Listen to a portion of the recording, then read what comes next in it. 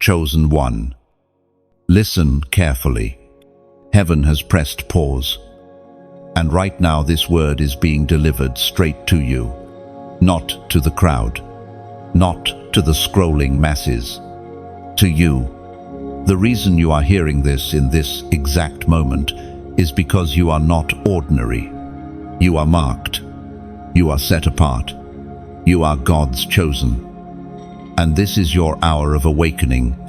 You have felt it, haven't you? That sense that life was never random for you. That strange inner pull when everyone else seemed content. But something in you whispered that there was more, even in your lowest places. When tears rolled down silently, heaven was watching. Nothing was wasted. Nothing was overlooked. Every step was accounted for. The truth is, God often speaks by silence before he speaks by thunder. Sometimes he hides his chosen ones in a long waiting season. You may have walked through years where nothing seemed to move forward. You thought you were forgotten, but I tell you now, you were hidden like a seed beneath the soil, covered by the dark, waiting for the rain. That waiting season was not punishment. It was preparation. I think of one chosen one, a young man who carried courage in his heart even as the world broke him down. He worked tirelessly, but doors slammed shut. Friends betrayed him, and the loneliness grew unbearable. He wondered if God had passed him by. Yet, in the hidden places, God was shaping endurance in him.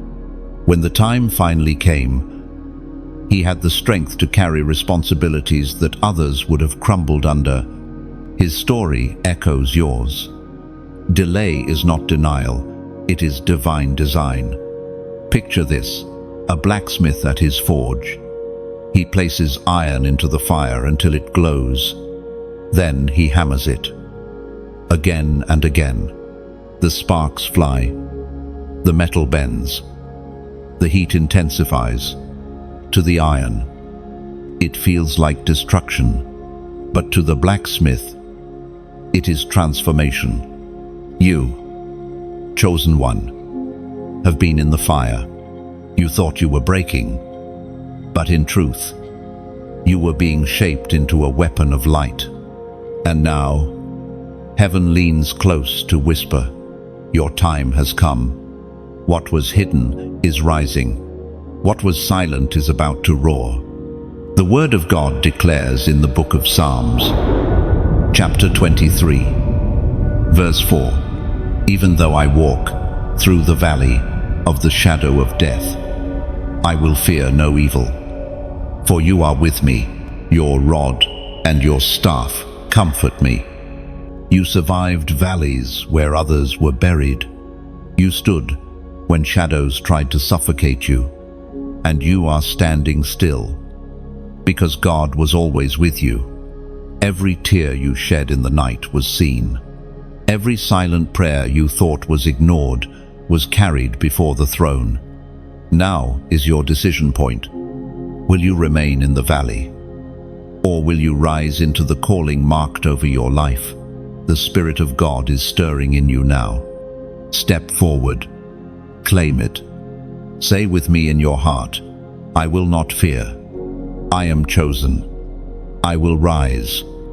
And as this word takes root in you, share it with someone else who needs hope.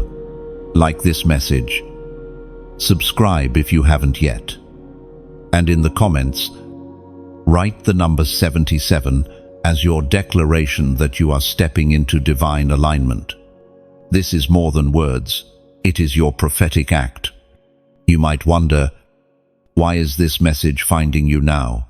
Because heaven chooses precise timing. If it had come earlier, your heart might not have been ready. If it came later, the moment would have passed. Right now, in this exact pause of your life, God is confirming what your spirit has always known. You were made to endure storms, not be destroyed by them. Think of the eagle. while other birds hide when the storm comes. The eagle spreads its wings and lets the wind lift it higher. What others run from, the eagle uses as fuel. That is your story. The very winds that were meant to break you will carry you into new heights. Your pain will become your platform. Your rejection will become your redirection. Chosen one. Do not despise the path that looked like wilderness. In the wilderness, God trains his strongest warriors. Moses was hidden in the desert for 40 years before leading a nation. David was left with sheep before he stood before Goliath. Even Jesus himself was led into the wilderness before his ministry began. You, too, have walked through wilderness, but it was never wasted. The silence was God sharpening your sword. Your scars are not shame. They are signals. Every wound you thought disqualified you is now proof that you survived. When people look at you, they will see resilience, not ruin. You carry an authority that only comes from enduring what others could not. That is why atmospheres shift when you enter the room. That is why the enemy has fought you so hard. I see your journey like a candle in a storm. The wind tried to snuff it out, but somehow the flame held steady. Now, God is taking that single flame and setting entire lamps ablaze through you. The light you carry will multiply. You are not just surviving anymore, you are about to ignite others. So hear this with certainty: the pause is ending. Heaven is moving you into motion. You are stepping into alignment with divine timing. And as you step, doors will swing open, not by your strength, but by the hand of the one who called you. Chosen one. Take this word seriously. Do not brush it aside as coincidence. This is your confirmation. Rise, act, and walk boldly into the new chapter that is unfolding for you right now. And if this word speaks to your spirit, let it echo outward. Share it so another chosen one may awaken. Like, subscribe, and write 77 below to seal this moment as your act of faith. You carry marks that others cannot see. Invisible scars, carved not by human hands, but by the fire of heaven. They are proof that you are chosen. They are the evidence that your life has been shaped, refined, and sealed for a purpose greater than anything ordinary. You did not simply survive seasons of pain, you were branded by them. Every tear, every betrayal, every crushing moment was not wasted. It was fire marking you for destiny. The fire of God is not like earthly fire. Earthly flames destroy. But divine fire transforme. Earthly fire leaves ashes, but heaven's fire leaves oil. Chosen one. You are walking proof of this. Think back on the nights where you thought the end had come, where you whispered into the darkness, "I cannot take another step." Yet you did. And not only did you rise again, but something in you became stronger, deeper, sharper. That is the mystery of divine fire. It burns away what is temporary and reveals what is eternal. Consider the prophet Jeremiah. He tried to keep quiet, to silence his calling because of the weight it carried. Yet he confessed that the word of God was like fire shut up in his bones. He could not hold it in. You have felt the same, haven't you? You tried to walk away, to fit in, to live as though you were ordinary. But the fire marked you, even when you tried to silence it. It would not leave. That is the seal of heaven, undeniable and unerasable. There is a story I recall of a man who lost everything: job, home, and even his reputation. People mocked him, saying he was finished. But in his solitude, he discovered a strength he never knew existed. He prayed with tears, and though nothing changed overnight, he felt a strange fire within him. Slowly, opportunities returned, but not the same kind, better ones, built on faith instead of fear. Years later, people came to him for guidance, never knowing that his authority was born from fire. His scars became his testimony.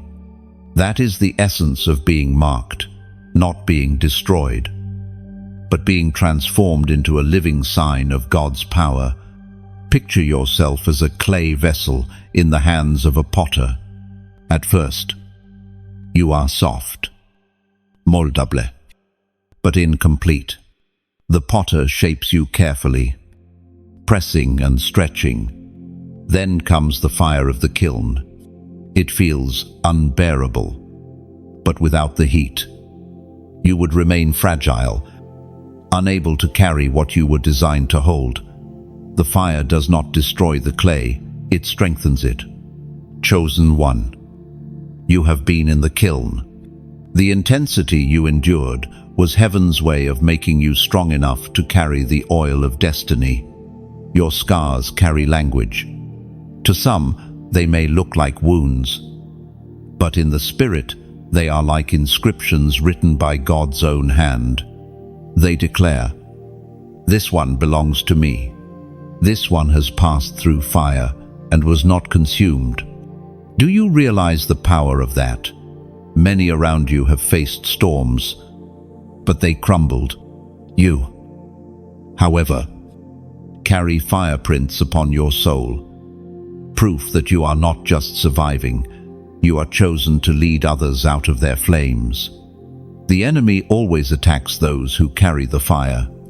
That is why your battles seemed harsher, your nights darker, your valleys deeper. But that is also why your rising will be greater. Because fire does not just refine, it announces. When Moses encountered God in the burning bush, the fire marked him with a mission. When Elijah called fire down from heaven, it was a public declaration of who the true God was. The fire upon your life is not only for you, it is a signpost to the world around you. It was proclaimed in the book of Isaiah, chapter 43, verse 2. When you walk through the fire, you will not be burned.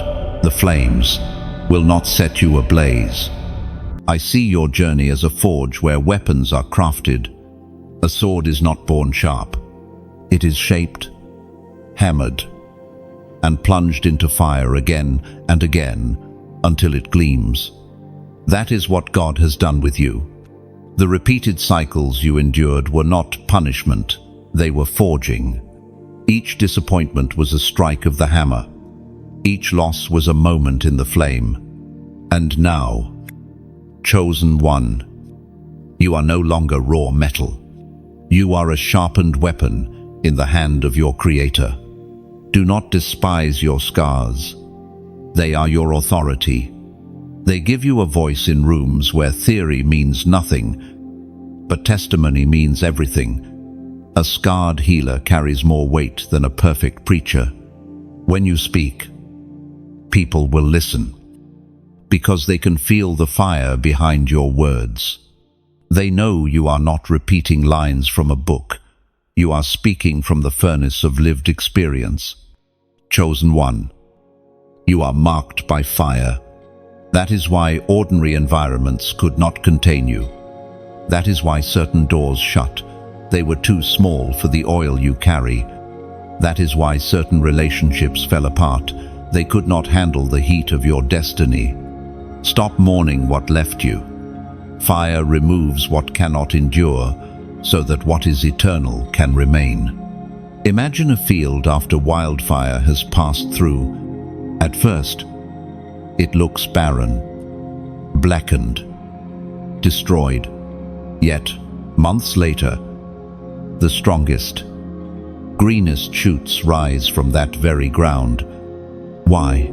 Because fire clears away the old, making space for new life. That is your story. The fire that nearly broke you was actually clearing the way for your new beginning. So, walk boldly with your scars. Carry them as medals of survival. Lift your head, for the fire has not disqualified you, it has crowned you. When people see the marks upon you, they will know.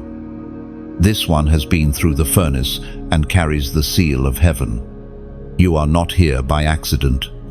You are marked by fire, chosen to carry light, and destined to shine in places where darkness once reigned. And though you may feel the weight of past battles, let them remind you that you carry proof of divine protection. What once was pain has become prophecy. What once was loss has become legacy.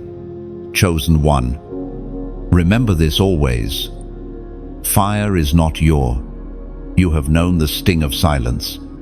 The nights when prayers felt like they vanished into the air. The days when rejection seemed to follow you like a shadow. You asked, "Why me?" And heaven whispered back, "Because you are mine." Every dark moment was not abandonment, it was separation. God was pulling you away from voices that could not recognize who you really were. Chosen one, whispers in the dark have followed you for years. Sometimes they were lies of the enemy. You are forgotten. You are worthless. You are finished. Other times they were whispers of heaven, gentle and quiet, saying, "Hold on. Do not give up. Trust me." The war of voices in your night seasons was not random. It was the clash between destiny and destruction. The enemy tried to define you with lies, but God kept covering you with truth. Think of Hannah, weeping silently in the temple while others misunderstood her. Eli thought she was drunk, but in reality, she was birthing destiny in prayer. That's how it has been with you. People misjudged you because they could not hear what heaven was whispering into your soul. What looked like weakness was actually strength being born in silence. I remember a story of a woman who was constantly overlooked in her job. Her ideas were stolen, her voice ignored. At night, she wept, convinced she was invisible. Yet, in those hidden years, God was training her to lead with humility and patience. When the promotion came, she was not bitter, she was prepared. The very season she thought was a curse became her foundation. That is what God is doing in your dark nights, building strength that will surprise everyone when you rise. Picture a seed underground, buried, surrounded by soil, forgotten. It looks like death, but in truth, it is life in waiting. The darkness is not its grave, it is its cradle. That is your story. The whispers you have heard in your buried seasons were not death calling you, they were heaven, guarding you until the right moment to emerge. It is written in the Gospel of John, chapter 1, verse 5, "The light shines in the darkness, and the darkness has not overcome it." And even in the darkest hours of your life, the light within you could not be extinguished. The very fact that you are still here is proof that the whispers of death did not succeed.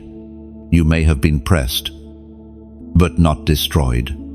Misunderstood, but not disqualified. Hidden, but never forgotten. Chosen one. The whispers in the dark were training your ears. You learned to recognize God's voice when no one else was speaking. You learned to trust His presence when no one else stood with you. That sensitivity will become your greatest weapon. Others may need thunder to move, but you have been trained to respond to whispers. And because of that, you will walk with a precision others will envy. The shadows that once felt like prisons are about to become proof of your perseverance. Every no you heard from people only pushed you closer to the yes that heaven had prepared. Every door that slammed shut in your face was redirecting you to the door that no man can close. So now I call you to act. Write in the comments these words, "Whisper to me," not as empty repetition, but as your prayer to the one who speaks in the silence. By declaring it, you are saying, "Lord, in the middle of my darkness, keep speaking. Let your whisper be louder than every lie, clearer than every shadow." This is not just a phrase, it is alignment. It is your way of leaning your ear closer to heaven. Chosen one, your dark season was not wasted. The whispers shaped you. The silence trained you. And now, the time of emergence is near. You will rise, carrying light so steady that no shadow will ever intimidate you again. The reason this declaration matters is because heaven responds to alignment.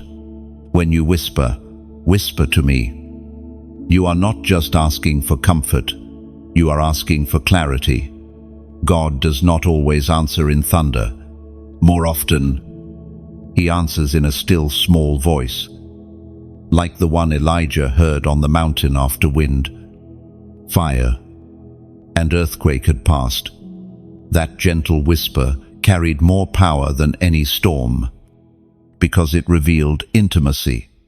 It said, "I am near. I am with you."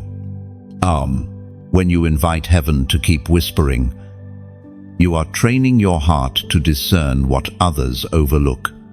Many live by noise, by opinions, by headlines, by fear.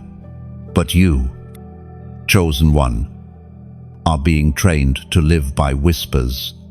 That is why your dark seasons felt so confusing. The noise was stripped away so you could learn to hear the one voice that truly matters. Every time you repeat those words, "Whisper to me," you are saying, "Lord, drown out the lies. Silence the accuser. Let me hear only you." And when you do, something powerful happens. Peace enters where fear once ruled.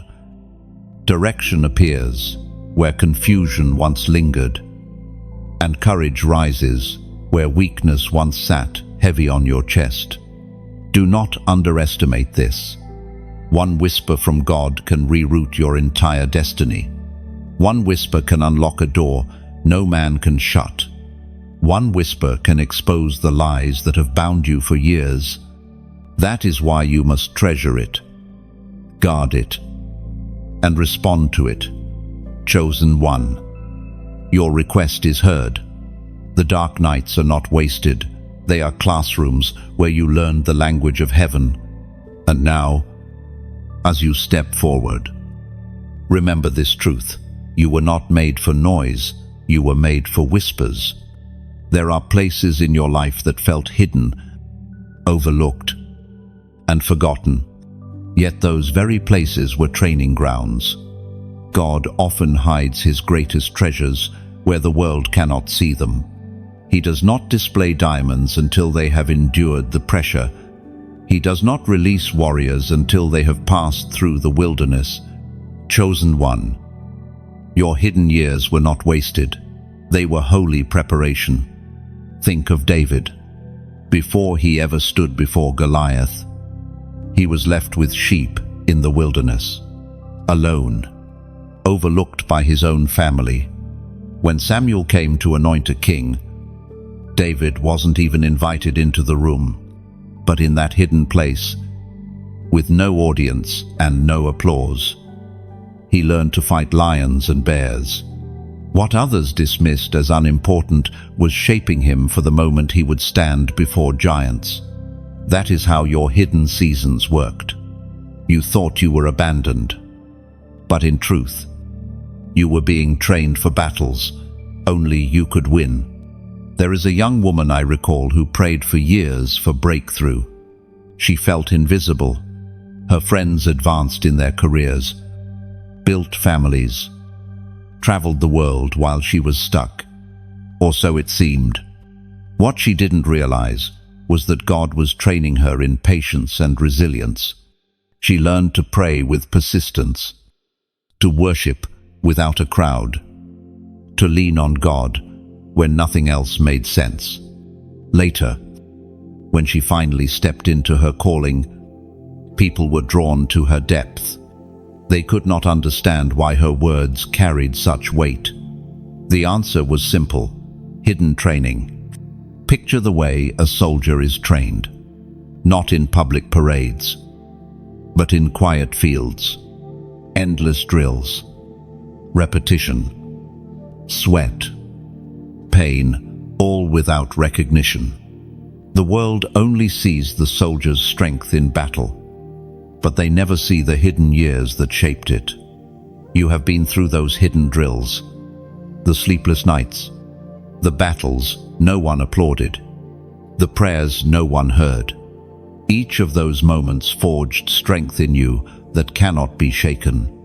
It was revealed in the book of Joshua, chapter 1, verse 9. Have I not commanded you? Be strong and courageous. Do not be afraid. Do not be discouraged. For the Lord your God will be with you wherever you go. This is the promise that was whispered over you in your hidden seasons. God was not absent. He was walking alongside you, commanding courage into your bones. He was reminding you that your strength does not come from the crowd, but from His presence. Hidden training is always uncomfortable. You long for recognition, but God says, not yet.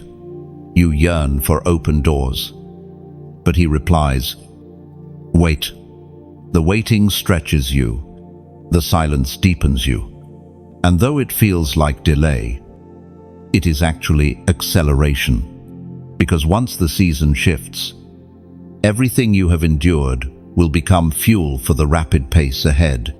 Chosen one, you are like an arrow in the hand of a warrior.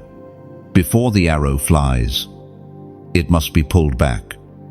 Hidden intention, stretched farther than feels comfortable. That backward pull is not rejection. It is preparation for release. Your hidden years were the pullback. The pressure you felt was positioning. And soon, the release will come, and you will fly farther than you imagined. Your hidden seasons also protected you. God saw what you could not. He hid you from people who would have drained you, from opportunities that would have destroyed you too soon. He covered you like a seed under the soil. To the world, it looked like you were buried. To heaven, you were planted. And seeds planted in secret always break forth in power when their time comes. Remember this: public victories are born from private battles. The Goliaths you will slay in the open are only possible because of the lions and bears you fought in the dark. Do not despise those lonely nights. They were your battlefield. Do not despise those unanswered prayers. They were your training. Every yes you whispered in the silence became a weapon forged in fire. I see your life like the roots of a great tree. The roots grow downward in secret before the branches can reach upward in sight. No one praises the roots. No one admires them. But without them, the tree cannot stand. You are that tree. The hidden roots of your prayer, obedience, and endurance have been spreading deep, and soon the visible fruit will appear for all to see. So stand firm. Chosen one, do not despise the hidden places. They are proof that God trusts you with preparation. They are evidence that you are not being overlooked, you are being equipped. The hidden training ground has carved strength into your soul, humility into your spirit, and endurance into your heart. When your moment comes, you will not crumble. You will not falter. You will not be swayed by applause or crushed by opposition. Because your strength was never built in the spotlight, it was built in the silence. And when people finally see you rise, they will marvel. They will think it happened suddenly. But you will know the truth. Nothing about your rising was sudden. It was built in the hidden training ground where God shaped his chosen one. The hidden ground has been your furnace, your secret school of the Spirit. Every silent victory there was noticed in heaven. Even if the world never clapped for you, what looked like isolation was actually consecration, setting you apart for what others could not carry. Chosen one. Now, you step forward with unseen strength. The hidden years have already written resilience into your bones. The same God who trained you in silence will now walk with you in the open. When the curtain rises, you will know the stage is new, but the strength was born long ago. You carry something that cannot be hidden. It is not talent. Though you may be gifted, it is not personality. Though you may shine in crowds, what you carry is light. And this light is not ordinary, it is the flame of heaven that rests upon you. That is why people notice something different when you enter a room. They may not be able to explain it, but they feel it. Darkness shifts, heaviness lifts, and hope awakens simply because you are there. Chosen one. You were chosen to carry light. This is not just about you, it is about the countless lives connected to you. Light is meant to shine. A lamp hidden under a basket loses its purpose. But a lamp set on a stand illuminates the entire house. You have been placed on that stand. Your story, your scars, your testimony, they are all fuel for the light you now carry. Think of a lighthouse on the edge of the sea. It does not chase ships. It does not beg sailors to look its way. It simply shines. And by shining, it saves. You are that lighthouse. You do not need to force people to notice you. You simply carry the light faithfully. And those wandering in storms will find their way because of your glow. There was a young man I once knew who struggled for years in silence. Depression, rejection, and disappointment weighed him down. But deep inside, he clung to God's presence. Slowly, his heart began to change. Instead of bitterness, he carried compassion. Instead of despair, he carried hope. When he finally shared his story, others were drawn to him, not because he was perfect, but because his words carried light. That is what it means to be chosen. Your personal battles become lamps for others walking in darkness. It was spoken in the Gospel of Matthew, chapter 5, verse 14. You are the light of the world. A city set on a hill cannot be hidden. And this is your truth. You are not small. You are not invisible. You are a city set high, impossible to hide. And the higher God lifts you, the farther your light will reach. Do not shrink back. Do not dim yourself to make others comfortable. You were never designed to blend in. You were created to illuminate. Yet carrying light is not always easy. Light attracts both seekers and opposers. Some will be drawn to you because they crave the warmth of your glow. Others will resent you because your light exposes their shadows. But even then, your calling remains the same. Keep shining. For light never argues with darkness, it simply reveals it. Chosen one. I want you to imagine yourself as a torch in the night. A torch does not fear the dark. In fact, darkness only makes its flame more visible. Your life has been that torch. Every trial that tried to snuff you out only made your glow more obvious. And now, that flame is not only for you, it is for every soul God places in your path. This is where your voice, your story, your testimony becomes important. Someone in silence needs your light. Someone in despair needs your encouragement. And when you share, it is not about boasting, it is about shining. Just as the moon reflects the sun, you reflect the glory of the one who chose you. Now let me speak to your heart gently. If this light has spoken to you through these words, don't keep it to yourself. When you press like, it is as though you place oil upon this flame, keeping it burning brighter. When you subscribe, it is like choosing to carry a lantern, walking with the light day by day. When you share, it is as if you lift your torch high on a mountain, guiding others who are still wandering in valleys of shadow.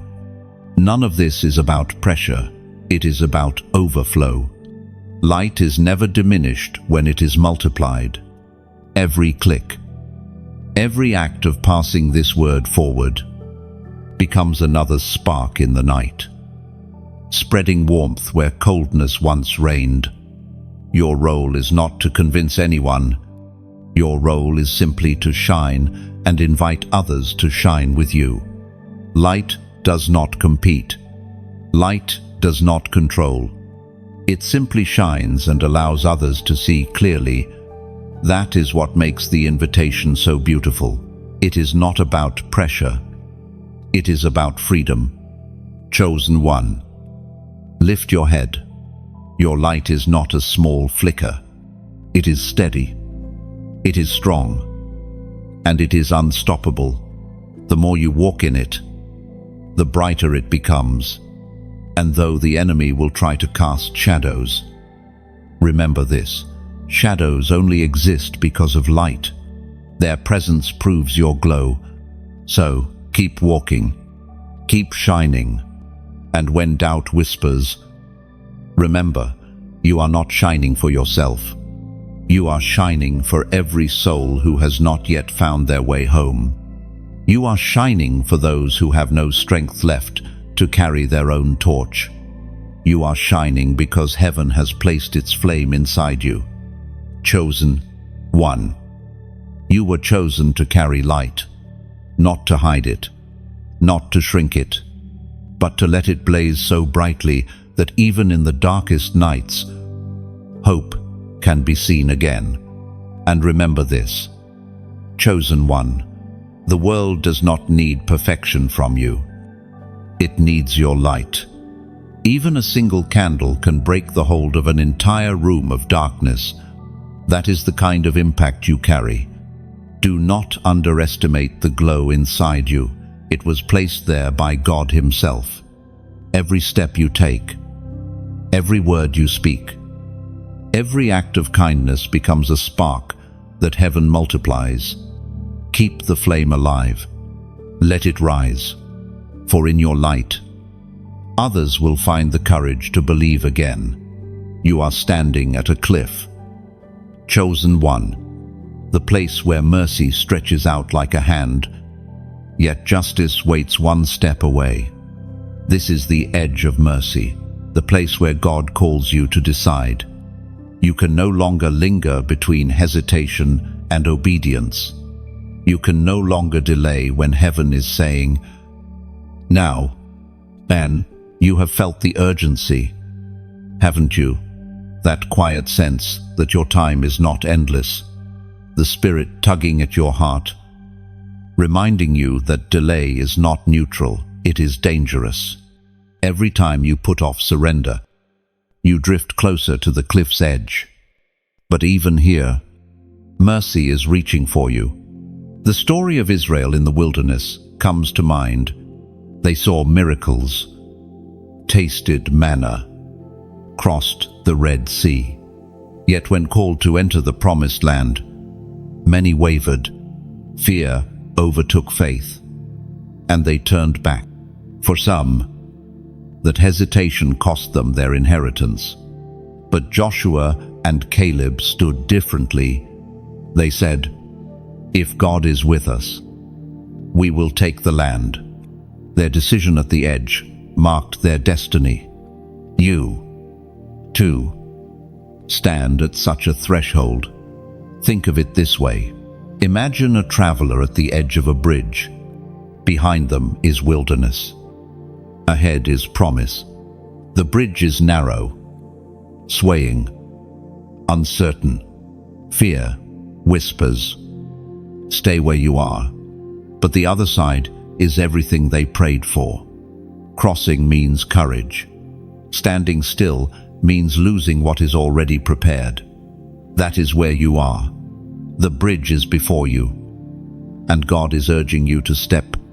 It was written in the book of Hebrews, chapter 3, verse 15, "Today, if you hear his voice, do not harden your hearts as you did in the rebellion."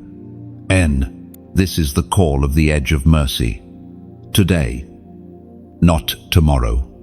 Now, not later. To harden your heart is to miss what heaven is offering freely, but to soften it, to respond with surrender, is to step into the flow of grace that cannot be stopped. Chosen one. The danger of the edge is this: you can become numb. The more you ignore conviction, the quieter it feels. The more you brush away God's voice, the easier it becomes to live without it. That is the true risk, not a loud rejection, but a slow drifting until the heart cannot feel anymore. That is why this moment matters. Heaven interrupts you now so that numbness does not claim you. I think of a man who lived years running from God. He said to himself, "I'll change tomorrow." But tomorrow never came. His heart grew heavy, his ears dull. When he finally realized how far he had drifted, he wept not because God had left him, but because he had silenced himself for so long that the whisper was faint. Do not let that be your story. You are being warned while mercy still reaches. There is an image that rises before me, a candle at the very end of its wick. The flame flickers, threatening to die. But if oil is poured, if fresh fuel is given, the candle burns again. That is mercy. It offers fuel when the flame should die out. Right now, your flame is not gone. It may flicker, but God is offering fresh oil. Chosen one. The edge of mercy is both warning and promise. It warns you not to wait, not to play with delay, but it promises you that if you respond now, mercy will cover you, lift you, and strengthen you. This is not a word of fear, it is a word of life. The hand of God is stretched out. Will you take it? There are voices around you that may say, "You have time. You can decide later." But those voices are lies. Scripture says, life is but a vapor, appearing for a little while and then vanishing. You do not know how many tomorrows you have. That is why the Spirit says, "Today." And so I invite you now, not just with words, but with urgency from heaven. Respond to this message. Seal it as a moment you will never forget. Go into the comments and write the number 333, not as superstition, not as ritual, but as declaration. I stand at the edge of mercy, and I choose God's voice today. By writing it, you are marking this moment in the timeline of your life. You are saying to heaven and to yourself, I will not delay. I will not harden my heart. I choose mercy. That act, simple as it may seem, is a prophetic step into alignment. Chosen one, your story is not ending in delay. You will not wander in circles forever. The edge you stand on now is the final stretch before breakthrough. Step forward. Choose life. Choose light. Choose the mercy that still knocks. For the door is not yet closed, and the flame is not yet gone. Do not let hesitation steal what heaven has prepared. Stand firm. Soften your heart and move into destiny. This is your moment at the edge of mercy. The edge of mercy is not a place to fear, but a place to decide. Think of it as a doorway left open in a storm. The rain lashes, the wind howls, but inside is warmth, safety, and peace. As long as the door remains open, you can step through. But if you keep standing outside, the storm will eventually consume you. That is why the Spirit urges you now, not tomorrow, not later, now. Mercy is the open door. It is God saying, "Come in before it closes." When you choose to respond, you are not only spared from the storm, you are welcomed into belonging, purpose, and destiny. But if you keep waiting, the danger is not just the storm around you, it is the storm within you, the hardening of the heart. Do not let that storm take root. Step inside while the door is still open. There is a pain, unlike any other, the pain of being misunderstood. You have felt it deeply. Words twisted. Motives cuestioned. Identity misjudged. People saw only the surface of you, never the depth. They looked at your scars and assumed weakness, not knowing those scars were the very marks of your calling. They dismissed your silence as emptiness, not realizing it was communion with God. Chosen one. Misunderstanding has followed you like a shadow.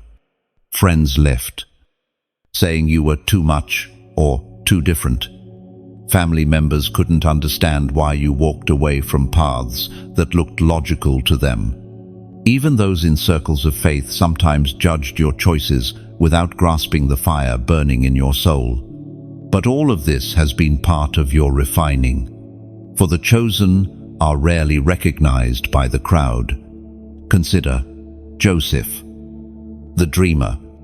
He told his brothers of the visions he saw: stars bowing, sheaves bending, and they mocked him. Their misunderstanding turned to hatred, and they sold him into slavery.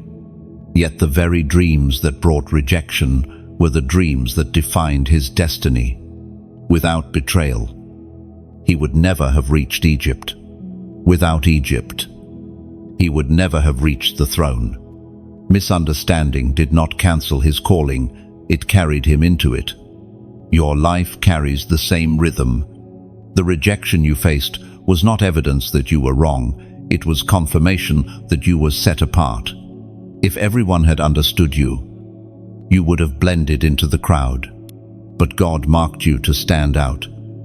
And standing out always invites misunderstanding. There is a woman I recall who poured herself into serving others. She gave, prayed, sacrificed, yet was constantly accused of having hidden motives. She wept in private, asking God why even her kindness was misinterpreted. Years later, those same people came back to her, needing wisdom, because they finally realized she carried what they lacked. The season of misunderstanding had trained her heart to serve without needing applause. That story mirrors yours. Your strength is being forged in the fire of false perception. Picture a diamond being mined. At first, it looks like nothing, dull stone, covered in dirt. Many pass it by, thinking it worthless. But the jeweler knows its value only under pressure, cutting, and polishing does the brilliance appear. You have been that hidden diamond. Misunderstanding has been the dirt around you, concealing your worth until God's appointed time of unveiling. It was written in the first letter to the Corinthians, chapter 2, verse 14. The person without the Spirit does not accept the things that come from the Spirit of God, but considers them foolishness, and cannot understand them, because they are discerned only through the Spirit. So, this explains why so many could not see you clearly.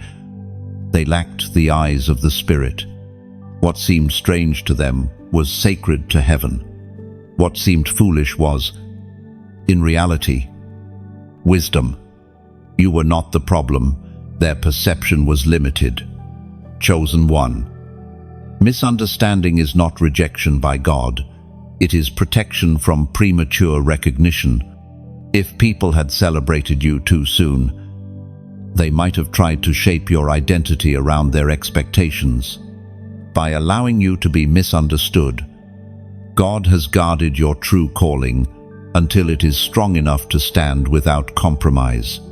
Think of Jesus himself, misunderstood by his own family, doubted by his own disciples, accused by the religious leaders of his day. They called him a glutton, a drunkard, even a demon-possessed man. Yet every word they spoke out of misunderstanding became proof that he was walking in truth. The cross itself was the ultimate misunderstanding. Men saw defeat, but heaven saw victory. If your Savior was misunderstood, should you expect anything less? Every misjudgment you faced has carved humility into you. You learned not to depend on human applause. You learned to keep walking, even when no one clapped.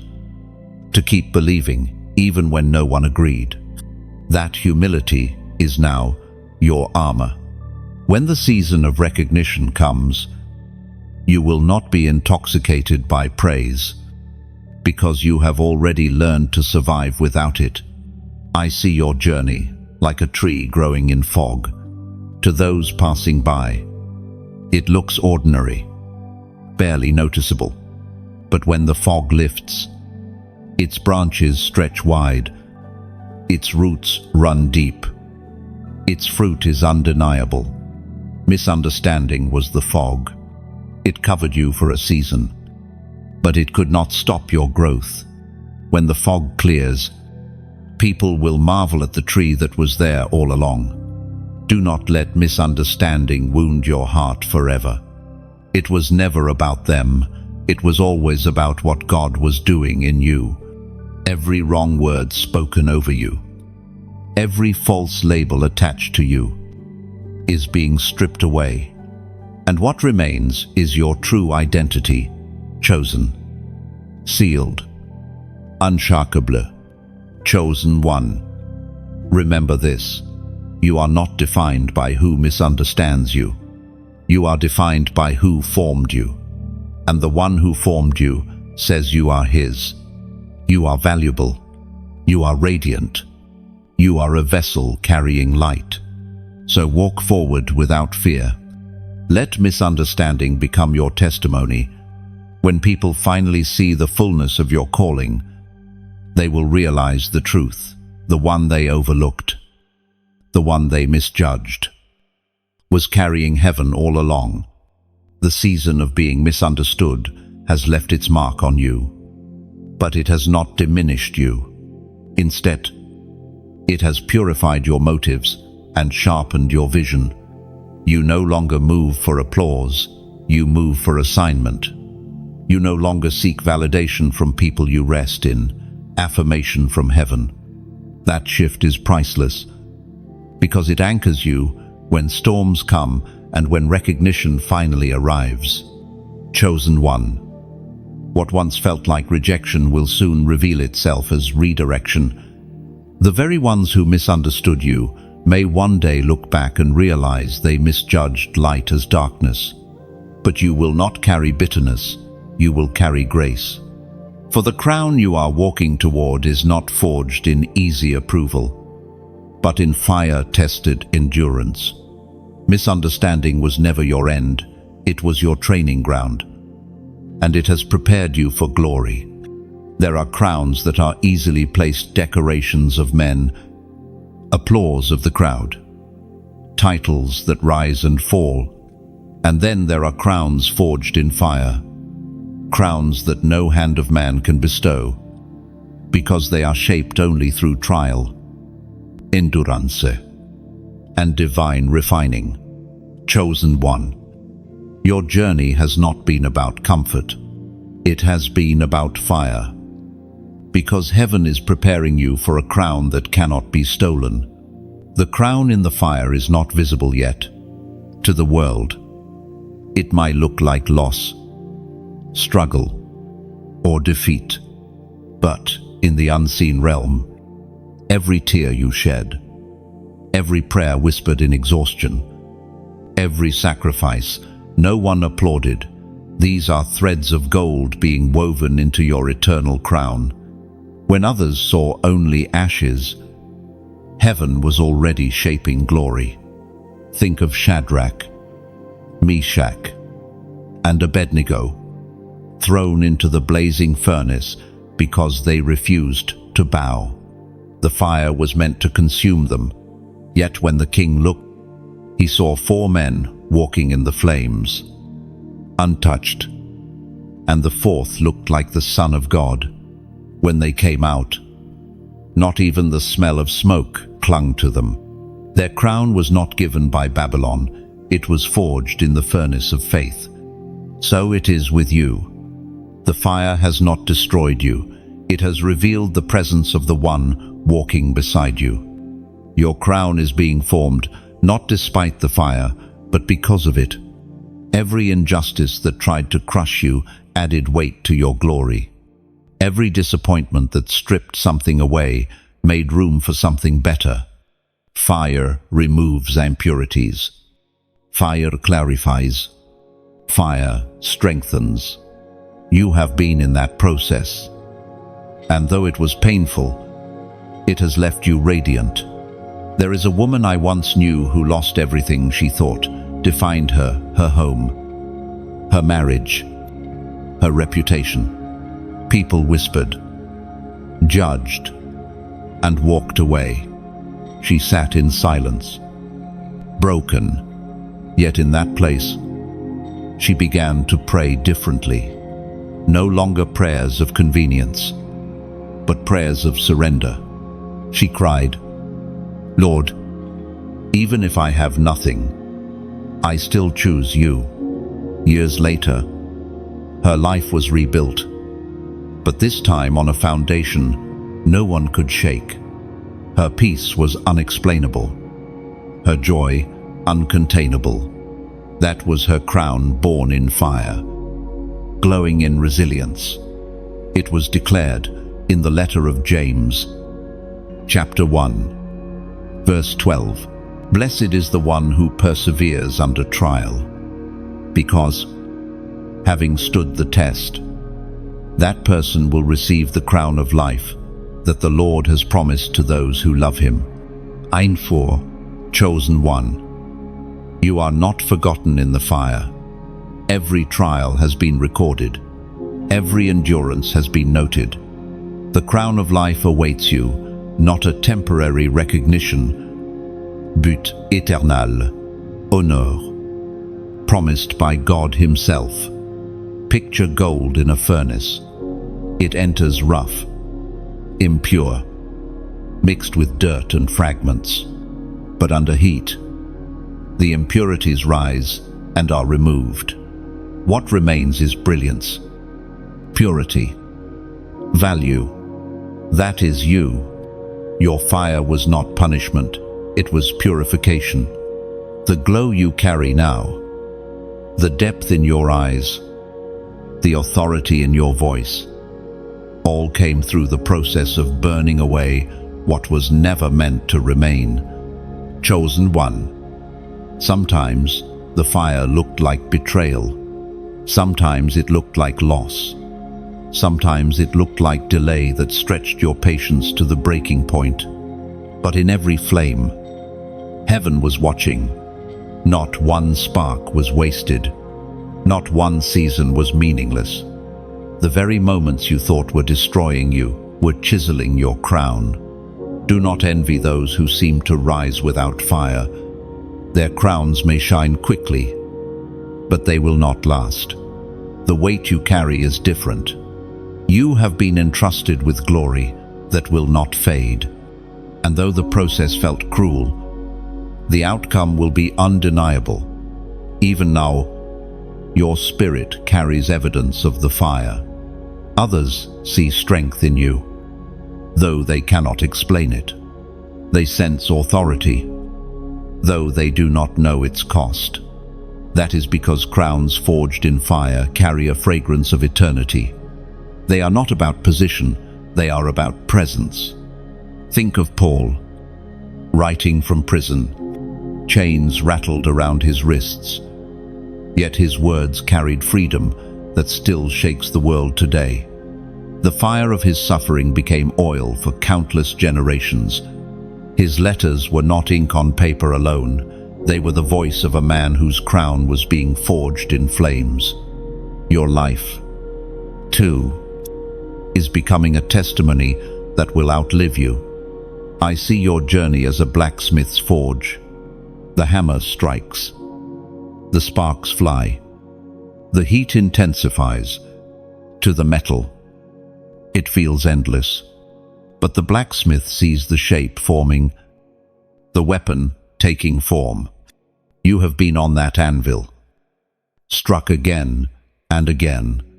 And now, heaven holds you as a vessel ready, a crown gleaming with endurance. Do not despise the fire. It is your teacher. It taught you resilience when comfort could not. It taught you humility when pride threatened to rise. It taught you dependence when self-sufficiency tempted you. The lessons you carry now are treasures, not curses. Chosen one. Your fire also became a beacon for others. When you endured with grace, others saw hope. When you refused to bow to bitterness, others found courage. You may not even know how many lives were touched by your perseverance, but heaven records them all. Your crown carries not only your own endurance, but the ripple effect of every soul strengthened by your faith. Remember this, the fire is temporary, but the crown is eternal. Trials come and go, but what they produce lasts forever. You may feel weary, but your crown is closer than you think. The season of fire does not last forever. It has an appointed end. And when you step out, you will shine with a radiance no flame can dim. Chosen one, you are not empty-handed.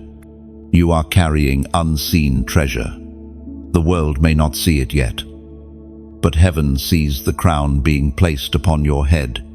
Walk with dignity, even in the flames. Lift your head, even when misunderstood. Endure, even when weary.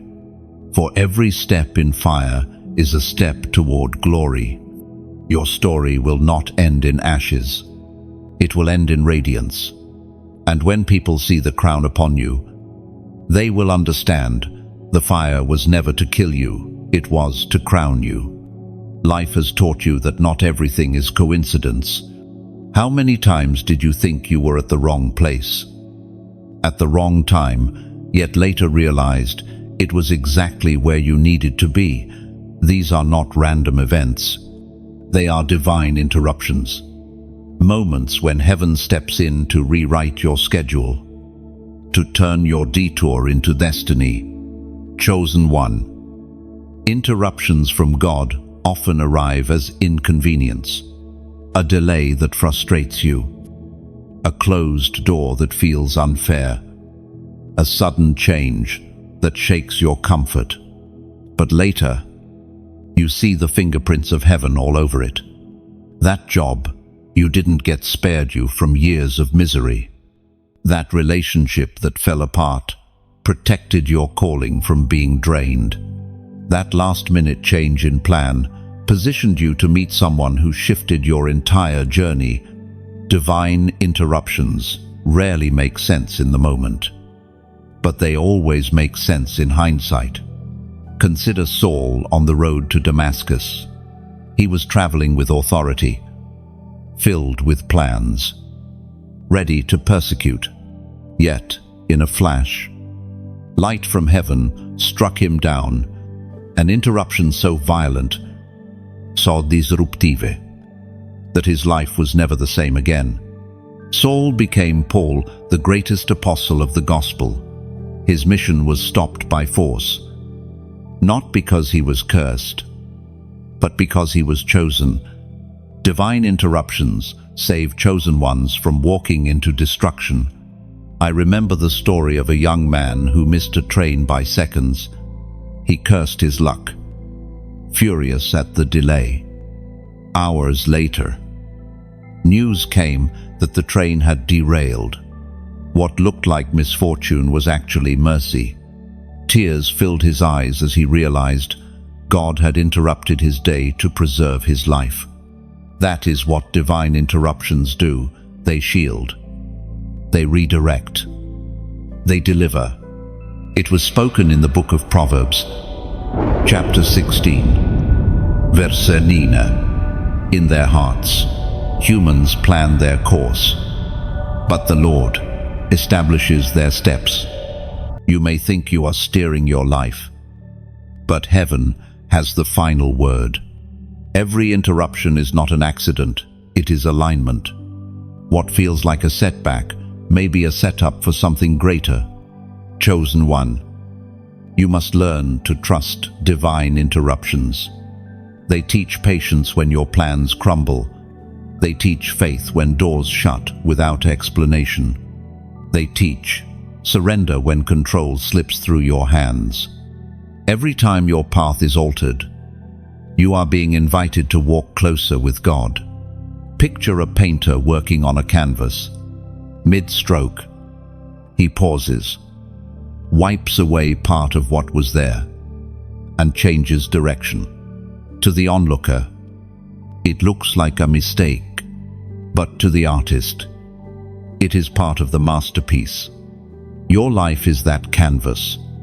Every interruption is the artist adjusting his work until it reflects the vision he has for you. This is why you cannot resent interruptions. They are signs you are not abandoned, but guided. They prove that heaven is actively shaping your journey, even when you cannot see the full picture. And though it may sting to lose control, it is safer to be interrupted by God than to succeed without Him. Now, I want you to seal this truth in your spirit. Go into the comments and write, "Guide my steps," not as empty words, but as your declaration of surrender. By writing it, you are saying, "Lord, interrupt me if you must, but lead me where I need to go. Even if I don't understand now, I trust you." That simple act is a prayer disguised as a phrase, a way of saying you welcome heaven's hand in your journey. Chosen one, never forget your delays, your detours. Your disappointments are not signs of failure. They are divine interruptions. And when the story is complete, you will look back and realize the interruptions were not obstacles. They were the very path itself. Divine interruptions are often subtle. They may not come with flashing lights or thunderous voices.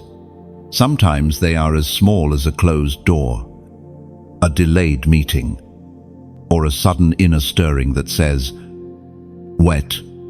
You may feel frustrated in the moment, but those small nudges have spared you from mistakes you never saw coming.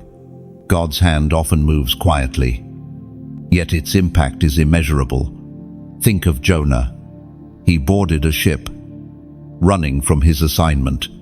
Then came a storm, an interruption so severe it forced him back to obedience.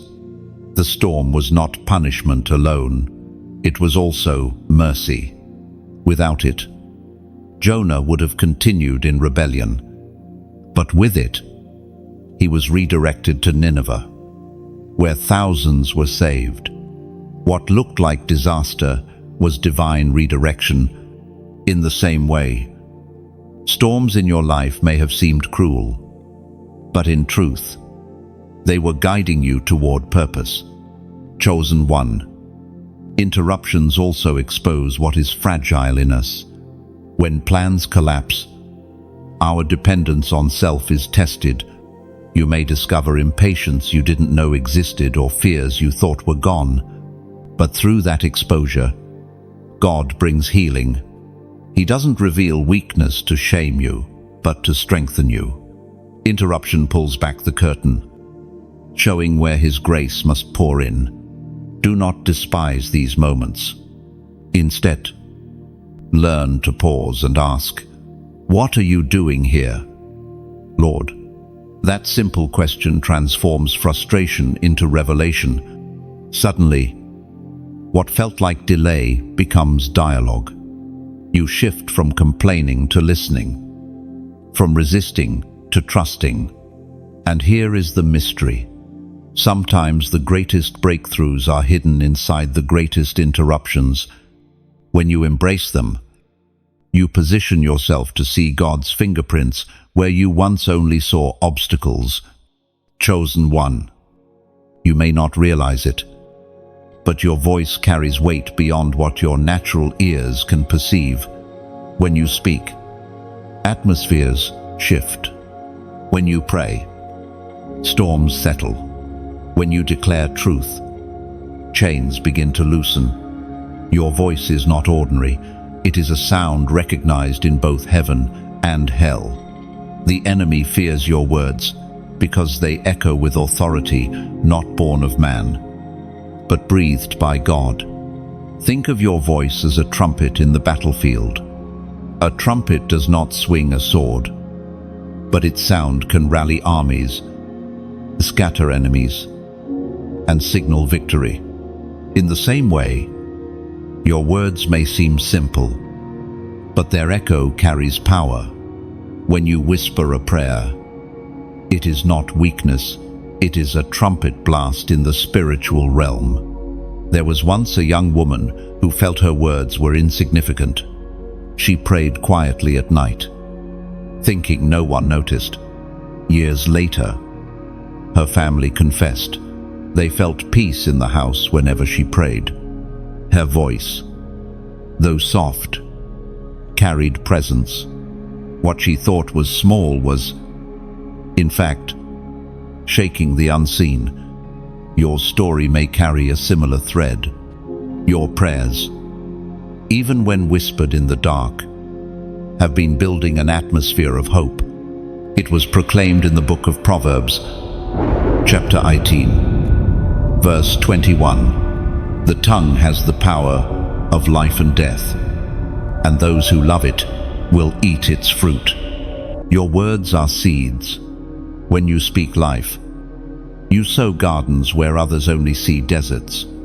When you declare truth, you strike at lies that have held people captive for years. Your voice is a tool, a weapon, and a healing balm all at once. Picture a candle in a silent room. One match is struck, and instantly the darkness pulls back. Your words are like that flame.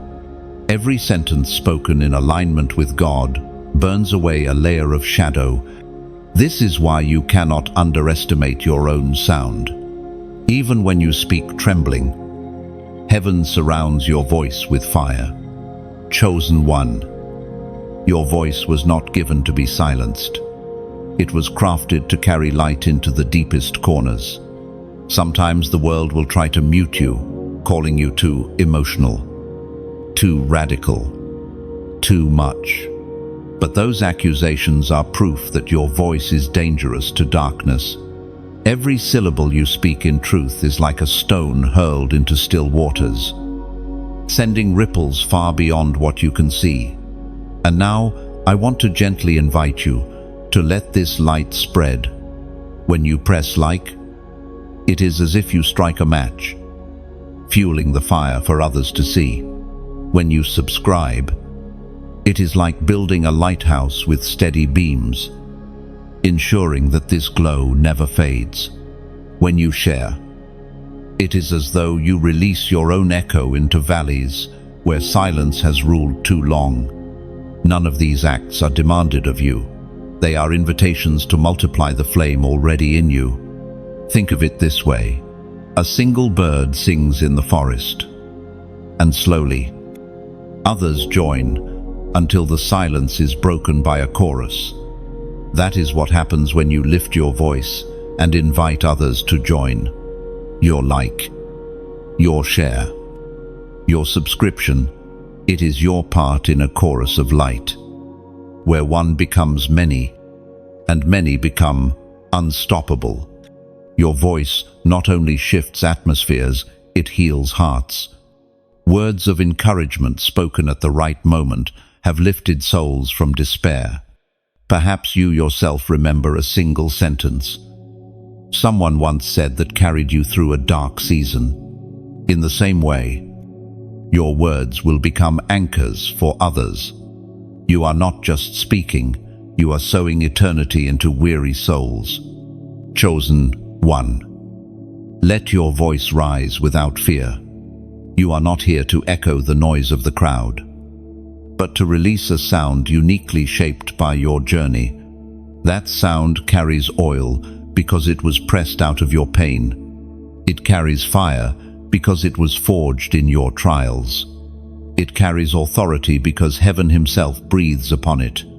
So, speak boldly, pray fervently, and declare truth unashamedly. Every time you do, the atmosphere bends, darkness trembles, heaven rejoices, and the earth receives light that cannot be extinguished. Chosen one. Never again call your voice small. It was crafted to shake atmospheres, and when you choose to let it rise, the world will know. Light has spoken, and darkness cannot stay. Your voice, chosen one, is not measured by volume, but by essence. Some speak loudly, yet their words fall empty. Others speak softly, yet their words pierce hearts like arrows of fire. What gives your voice weight is not the tone, but the anointing that flows through it.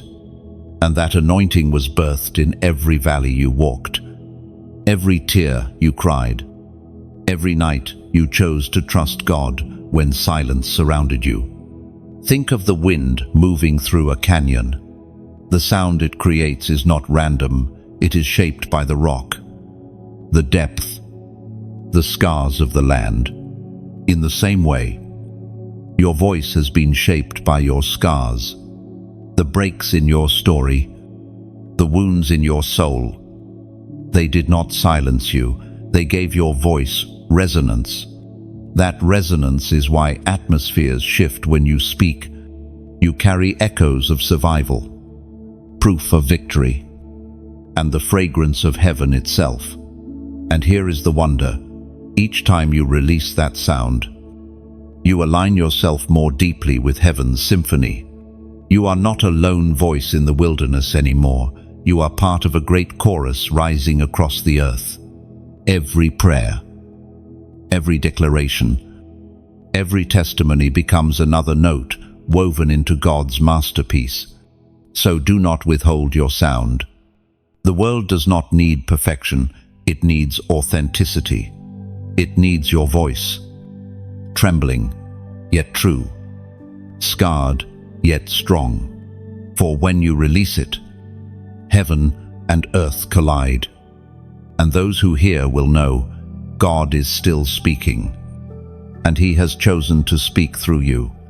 There is a weight that comes with being chosen, a burden hidden inside the beauty. To carry oil is to carry something costly.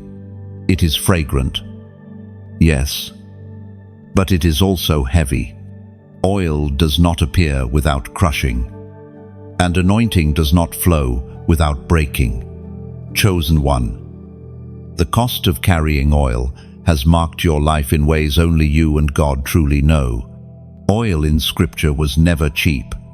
To produce it, olives had to be harvested, pressed, and crushed. First came the shaking, when the olive was beaten from the tree. Then came the crushing, when the stone pressed down until the fruit surrendered its essence. And finally came the waiting. As the oil was purified and stored for purpose, each stage carried pain, yet each stage was necessary. That is your story. You have been shaken, crushed, and forced to wait, not because you were forsaken, but because heaven was producing oil within you. Consider Mary of Bethany. She carried a jar of costly perfume, pure nard, worth a year's wages. She broke it open at the feet of Jesus, pouring out what others thought was waste. Yet her act filled the entire room with fragrance. And Jesus declared her memory would be told wherever the gospel was preached. Her oil was not ordinary, it was precious because of its cost. Likewise, your oil carries value because it cost you something. It was proclaimed in the book of Romans, chapter 5, verses 3 and 4. We glory in our sufferings, because we know that suffering produces perseverance, character, and character. Hope. This is the hidden formula of oil: suffering, perseverance, character, hope. Without the press of suffering, perseverance cannot form. Without perseverance, character remains shallow.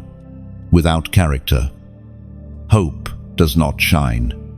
But through each step, oil flows. I think of a man who once told me his story.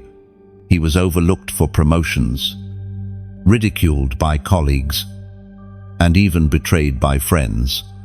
For years he asked, "Why me?" But he chose not to harden his heart. He continued to pray, to forgive, to serve faithfully in silence. Years later, when a leadership position suddenly opened, no one else was ready except him. The endurance he built in the shadows became the oil that qualified him in the light. His scars became his credential. His oil became his authority. Picture yourself as an olive in the press. The weight feels unbearable. The stone grinds down. The pressure seems endless. Yet under that pressure, oil flows. Without the press, the olive remains just fruit. But with the press, it becomes something far more valuable. Something that brings light, healing, and anointing. Chosen one. The weight you felt was not meaningless. It was producing oil. The world desperately needs oil. Attracts battles. The enemy does not attack empty vessels. He attacks those who carry substance. That is why your life has felt like a battlefield. The enemy knew the oil on your life would heal others, would break chains, would ignite revival. So he tried to crush you in despair before the crushing of heaven could produce glory. But what he meant for harm, God turned for good. Carrying oil also demands sacrifice. You may have wondered why certain doors shut for you, why certain relationships ended, why you could not live as freely as others. It was because the oil requires consecration. Not everything is permissible for you. Not every path is yours to walk. Oil bearers walk a narrower road, not out of punishment, but out of purpose. Chosen one. Oil changes atmospheres. When priests anointed kings with oil, the Spirit of God would come upon them with power. When lamps in the temple burned with oil, the flames signaled God's presence. That is what you carry, an essence that shifts spaces, a fragrance that cannot be ignored. People may not understand why they feel peace around you, why hope rises when you enter, but it is the oil you carry. And yet, the cost remains. To carry oil means you must continue to pour it out. Mary broke her jar. It was not meant to remain sealed. Your oil, too, is meant to be poured, not hoarded. It will cost you vulnerability, courage, and obedience. But every time you pour, the fragrance spreads, and lives are changed. Chosen one. The cost of carrying oil is real. It requires endurance when misunderstood, patience when delayed, strength when crushed. It asks you to give when empty, to forgive when wounded, to rise when weary. But the reward is eternal. Your oil will outlive you. Your fragrance will remain long after your steps have faded. So walk with dignity. Do not despise the pressing, for it is producing treasure. Do not mourn the crushing, for it is birthing anointing. And do not fear the weight, for it proves you are carrying heaven's oil. You have paid the price, and now the fragrance of your life will fill rooms, touch hearts, and honor God. Chosen one. Never forget, the cost of oil is heavy, but the glory it carries is beyond measure. The weight of oil also teaches you something profound: responsibility. To carry oil is not only a privilege, it is a stewardship. Oil spoils when ignored, but it multiplies when used faithfully. That is why heaven presses you to walk carefully, to guard your heart, and to discern where you pour. Not every vessel is ready to receive what you carry, and not every place deserves your fragrance. The cost of oil is also the wisdom to know when to release and when to withhold. Chosen one. Your oil is not common. It carries healing for the broken, hope for the weary, and clarity for the lost. The battles you endured were not just about you, they were about the countless lives your oil will touch. You paid in tears so others could drink joy. You endured pressing so others could feel freedom. That is the holy mystery you carry oil, not for yourself, but for generations yet to come. There is a line, thin yet heavy, that separates obedience from rebellion. You have walked close to it before. Every chosen one has. It is the moment when the heart whispers, maybe I can turn back, just once. Maybe I can bend what God asked me to do. Maybe compromise isn't so dangerous. But hear this clearly. You are always just one rebellion away from blindness. Rebellion is rarely loud at first. It starts in whispers, in small excuses, in subtle delays. It is not the great leap away from God, but the quiet steps of drifting. That is why it is dangerous. It feels harmless until suddenly your heart grows numb.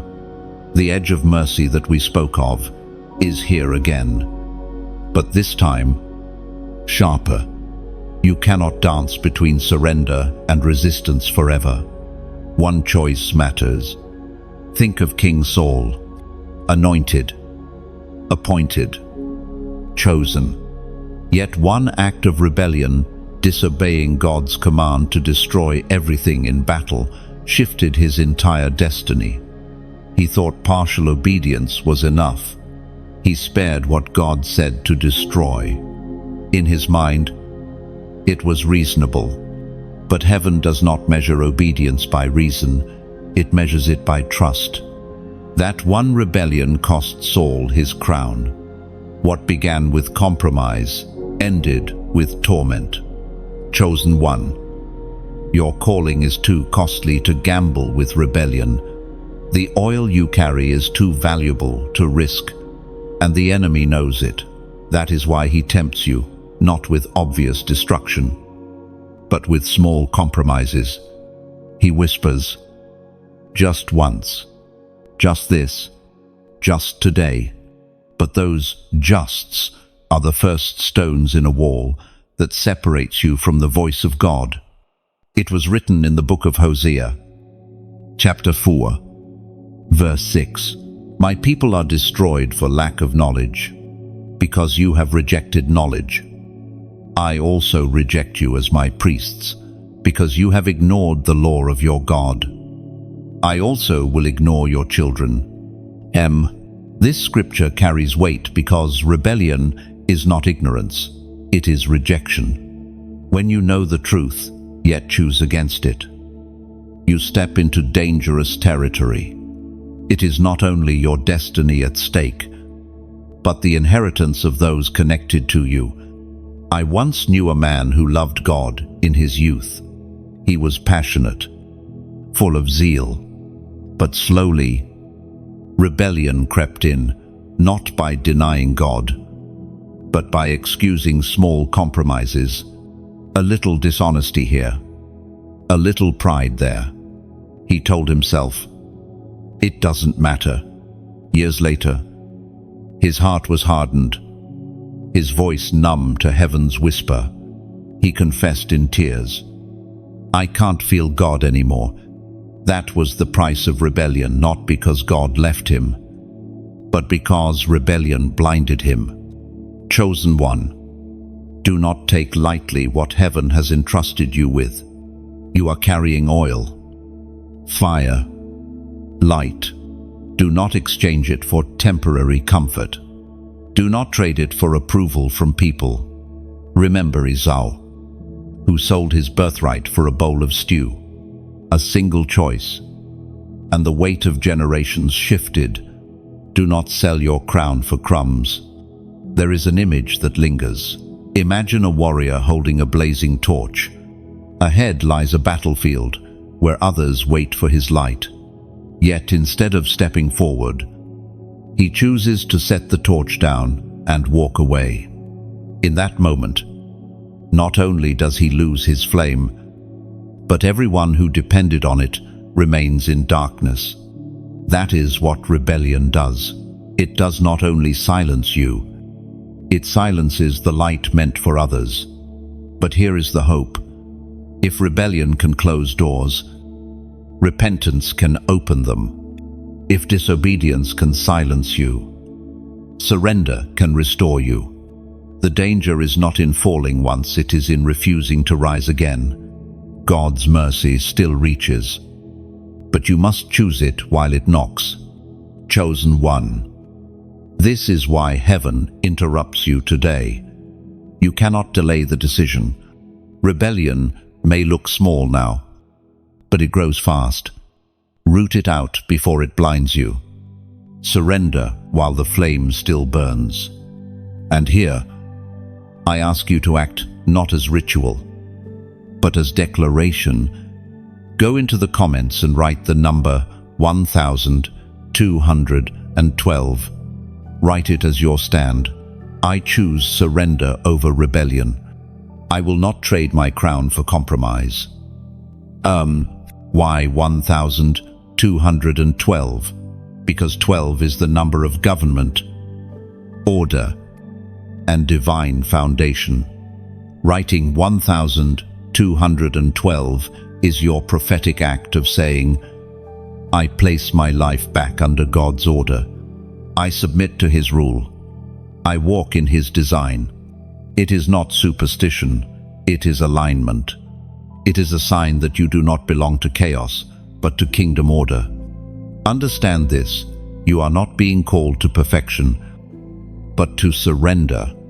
God does not demand flawless steps, but He asks for a yielded heart. And when you yield, His strength covers your weakness. His grace fills your gaps. His mercy restores what rebellion tried to destroy. So take this warning seriously. not in fear, but in love. You are one rebellion away from blindness, but also one surrender away from breakthrough. The same God who warns you also welcomes you. His hand is extended, waiting. The choice is yours. Chosen one. The crown you are moving toward is far too valuable to risk. The oil upon your life is too costly to waste. Do not let rebellion rob you of what heaven is ready to place upon your head. Stand firm. Guard your heart and declare it boldly. You will not bow to compromise. You will not trade your inheritance. You will not sell your destiny. You belong to the one who chose you, and your obedience will shine as light for generations. The path of surrender may feel narrow, but it is also steady. Each obedient step becomes a stone laid firmly under your feet, guiding you across places where rebellion would have left you sinking. This is how heaven secures your journey. Chosen one. Remember, obedience is not the loss of freedom, it is the discovery of true freedom. For in yielding, you do not shrink, you rise. You do not lose, you inherit. You do not weaken, you are crowned. You have cried more tears than most will ever know. Not all of them were seen. Some were hidden behind forced smiles, behind closed doors, behind silent nights when no one else was awake. Yet none of them were wasted. Every tear, every drop of grief, every sigh, too deep for words, was noticed, counted, and collected. You may have thought they evaporated into nothing, but heaven has a bottle with your name on it. The writings of David remind us in Psalms that God keeps record of tears. This truth is both tender and weighty. It means that nothing you endured in sorrow was overlooked. The tears you shed when you felt abandoned, the tears of loss when death visited your circle, the tears of betrayal when friends turned away, the tears of exhaustion when battles seemed endless, each one was caught by hands unseen. Think of a parent watching a child cry. Even if the parent cannot stop the pain instantly, they hold, they comfort, they stay near. That is how God has watched over you. He has not been distant from your tears, He has been present in them. When you wept, He was not absent, He was bending close, storing every drop as testimony. Your tears are not weakness, they are language. In fact, tears often speak louder than words. There were nights when you could not form a prayer, when all you could do was weep, yet those tears reached the throne faster than eloquent prayers ever could. They carried honesty, roughness, and trust. Heaven does not despise such prayers, it treasures them. I once knew a woman who lost her child. Her grief was unbearable. For weeks, she could not pray. Only tears fell. People thought her silence was despair.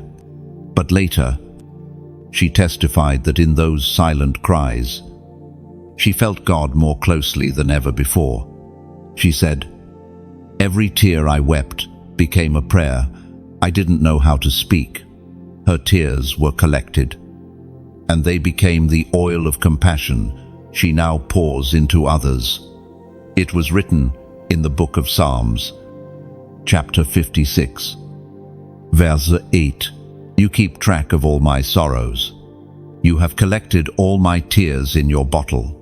You have recorded each one in your book." And, chosen one, let this truth sink deep. Not one tear of yours was wasted. They were not forgotten in the dirt of your pillow or the dust of your floor. They are recorded, preserved, remembered. When you felt most unseen, heaven was paying closest attention. Picture a bottle of crystal, resting on a shelf in heaven's storehouse. drop by drop. Your tears fill it. Each tear carries a story of loss, of hope deferred, of brokenness, of longing. But one day, that bottle will be poured back out as testimony. Your tears will water the ground of your destiny, bringing forth fruit you did not expect. Your tears are not shameful. In fact, they are sacred. They are proof that your heart still beats with compassion, that you are still tender in a world trying to harden you. Tears show you have not gone numb, and God can use only what is tender. Hardened hearts resist His shaping, but broken hearts attract His nearness. Chosen one, the tears you shed in secret have been building rivers you cannot yet see. Rivers of healing, rivers of empathy, rivers of power. One day, when you meet someone walking through the same valley you once endured, your words will carry weight, not because of theory, but because of tears. You will not speak from books, you will speak from scars washed with tears. And that will break chains. Even Jesus wept. The Son of God, standing at the tomb of his friend Lazarus, knew resurrection was moments away. Yet he wept. His tears were not weakness, they were solidarity. They showed us that tears are holy, that grief is not failure. If Jesus wept, why should you despise your own tears? They align you with His heart. Your tears are also prophetic. They often come in seasons when words cannot explain what is shifting. Tears break open ground for new beginnings. They water the soil of promises yet unseen. Just as rain falls before flowers bloom, so your tears have fallen before joy arrives. You may not see the harvest yet, but every tear has sown something. I see your life as a field. For years, you have watered it with tears, wondering if anything will ever grow. The soil looks barren, cracked, unforgiving, but beneath the surface, seeds have been waiting, and soon, shoots will rise, nourished by the water of your weeping. What looked like wasted tears were, in truth, irrigation for your destiny. Chosen one, you must also understand that your tears carry intercession. Some of the tears you cried were not only for you, they were for your family, for your children, for your community. Heaven placed a burden on your spirit, so heavy it could only be released through tears. You may never know, this side of eternity, how many lives were spared, how many hearts were protected, because your tears prayed for them. I think of Hannah again. She wept bitterly before the Lord, accused even of drunkenness because of the depth of her pain. Yet those tears birthed Samuel, a prophet who anointed kings. Her tears were the gateway to history. In the same way, your tears may birth something larger than you, a legacy, a movement, a generation touched by your hidden prayers. Do not despise the nights you cried alone. Do not curse the moments you collapsed under grief, for those very moments have become pillars in your story. They taught you empathy for the broken, patience in the waiting, strength in the silence, and most of all, they drew you into the arms of a God who bottles tears. Chosen one, lift your eyes. The tears you shed are not endless. Joy is promised as the dawn. The same psalmist who wept declared, "Weeping may endure for a night, but joy comes in the morning." Your night may have been long, but morning always comes. And when it does, your tears will be remembered, not as waste, but as seeds of joy. So walk forward with courage. Carry your scars without shame. Remember that your tears have been collected, your cries recorded, your grief honored. Heaven has seen, and heaven will answer. The bottle with your name is not evidence of sorrow, it is proof of intimacy. Proof that the God who counts stars also counts tears. Chosen one. One day you will look back and understand. The nights you thought you were abandoned were the nights heaven was nearest. The tears that blurred your vision were watering promises about to break through, and the weight you carried was never unnoticed. Your tears were collected. Your prayers were heard. Your story is not over. There are seasons when your calling feels asleep. You sense it. Deep inside, you were made for something more. Yet the mantle resting on you feels silent, dormant, as though it belongs to another life. But there comes a moment when the mantle awakens. It stirs like a sleeping lion, stretching, shaking off the dust, preparing to roar again. Chosen one. That moment is upon you. The mantle is not a garment of fabric. It is not something stitched by human hands. It is a covering of heaven, a weight of purpose, an assignment sealed over your life before you were born. Prophets carried mantles that parted rivers, called down fire, and shifted nations. Priests carried mantles that bore the holiness of God into sacred spaces. Kings carried mantles that marked them for leadership. And now, you carry a mantle that heaven has preserved until this very hour. Think of Elijah and Elisha. Elijah, weary and ready to depart, cast his mantle upon the younger prophet. That mantle was not cloth, it was legacy, power, responsibility. It awakened something in Elisha that words alone could not. Suddenly, a farmer became a prophet, and the ordinary was consumed by the extraordinary. The mantle does that. It awakens identity you didn't know was yours. For years, you may have felt the weight of waiting.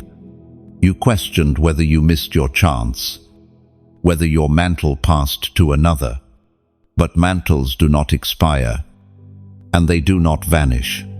They rest until appointed time. Your hidden years were not evidence of loss, but preparation for awakening. I recall the story of a man who lived quietly, unnoticed by many. He prayed, he served, but he often felt invisible. One day, a moment came when his voice was needed. When no one else had the courage to speak, he opened his mouth, and wisdom poured forth with authority that surprised even him. It was as though something dormant suddenly roared to life. That was his mantle awakening. The same will happen with you. The assignment that felt quiet will suddenly speak through you. Unmistakable and undeniable. It was written in the second book of Timothy, chapter 1, verse 6. Fan into flame the gift of God, which is in you, through the laying on of my hands. Obey. This scripture is a call to stir what already rests in you. The mantle is not new, it has always been there. But like coals waiting for breath, it requires a stirring, a fanning into flame. That stirring may come through crisis, through opportunity, or through revelation. However it arrives, it awakens what was asleep. Chosen one. When the mantle awakens, it brings both weight and wonder. The weight comes because the responsibility grows heavier. You will feel compelled to speak when silence tempts you. You will feel urged to act when comfort suggests retreat. The mantle does not allow you to live as though nothing is at stake, but with the weight comes wonder, the undeniable awareness that you are not alone, that heaven backs your steps, that your words are clothed in authority. Picture a river dammed for years. The water builds, pressing against the barrier, silent but unstoppable. Then, one day, the barrier breaks, and the flood surges forth with unstoppable force. That is the awakening of the mantle, the years of silence, pressing and waiting were the build-up. The release is sudden, powerful, and undeniable. You may fear the mantle because it sets you apart. It demands surrender. It does not let you blend in or stay comfortable, but it is also your greatest gift. Without it, you are incomplete. With it, you are whole. The mantle is not a burden meant to crush you. It is a covering meant to empower you. Look at Moses. He argued with God, claimed he could not speak, begged for another to be chosen. Yet the mantle was his, and when it awakened, nations shifted. His staff parted seas. His words shook Pharaoh. His obedience led millions to freedom. His awakening was not about his ability, it was about his mantle. Chosen one. The mantle on your life is awakening now. You will sense it in the weight of your prayers, in the urgency of your steps, in the fire of your words. Do not resist it. Do not shrink back in fear. Let it rise. There is an image of a garment folded away in a chest. Dust gathers. Time passes, and it looks forgotten. But when it is taken out, sharpened, and placed upon shoulders, it transforms the one who wears it. That garment has been waiting for you. Your mantle has not been forgotten, it has been preserved. And when you wear it, the ordinary will bow to the extraordinary. Your mantle carries assignment. It may be to heal, to teach, to lead, to create, to fight for justice, to intercede for others. Whatever its shape, it will always serve one purpose: to bring heaven to earth through you. When it awakens, you will know, because your spirit will no longer allow silence. Chosen one. Mantles awaken in moments of obedience. Elijah's mantle came to Elisha when he left his plow and followed. Samuel's mantle came alive when he said, "Speak, Lord, for your servant is listening." Your mantle, too, awakens when you say yes. That yes will cost you, but it will also crown you. So do not fear the stirring you feel now. It is not restlessness, it is awakening. The mantle within you is shifting, calling, rising, and when it comes fully alive, you will walk differently. You will speak differently. You will know that every valley, every tear, every silence was shaping you for this. Chosen one. The mantle awakens not for your glory, but for His. Wear it boldly, carry it humbly, walk in it faithfully, and the world will see, not you, but the God who chose you, covered you, and awakened you. Chosen one. You may not even realize it, but your very presence is warfare. You do not have to raise your voice, wave your arms, or hold a weapon. Simply by walking into a room, the atmosphere shifts. Shadows grow restless, chains tremble, and lies lose their grip. Why? Because you carry the Spirit of the living God, and darkness cannot coexist with His light. Think of it this way. When a soldier enters a battlefield with armor gleaming, enemies hesitate, they know strength has arrived.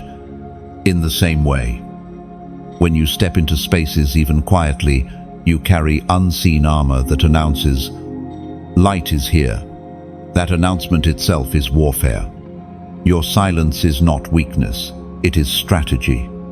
Your stillness does not mean nothing is happening. It means the atmosphere is recalibrating to your presence. I recall the story of a woman who always felt overlooked. She thought she had no influence, no voice that mattered. Yet when she joined gatherings, peace settled in, arguments calmed, children grew quiet.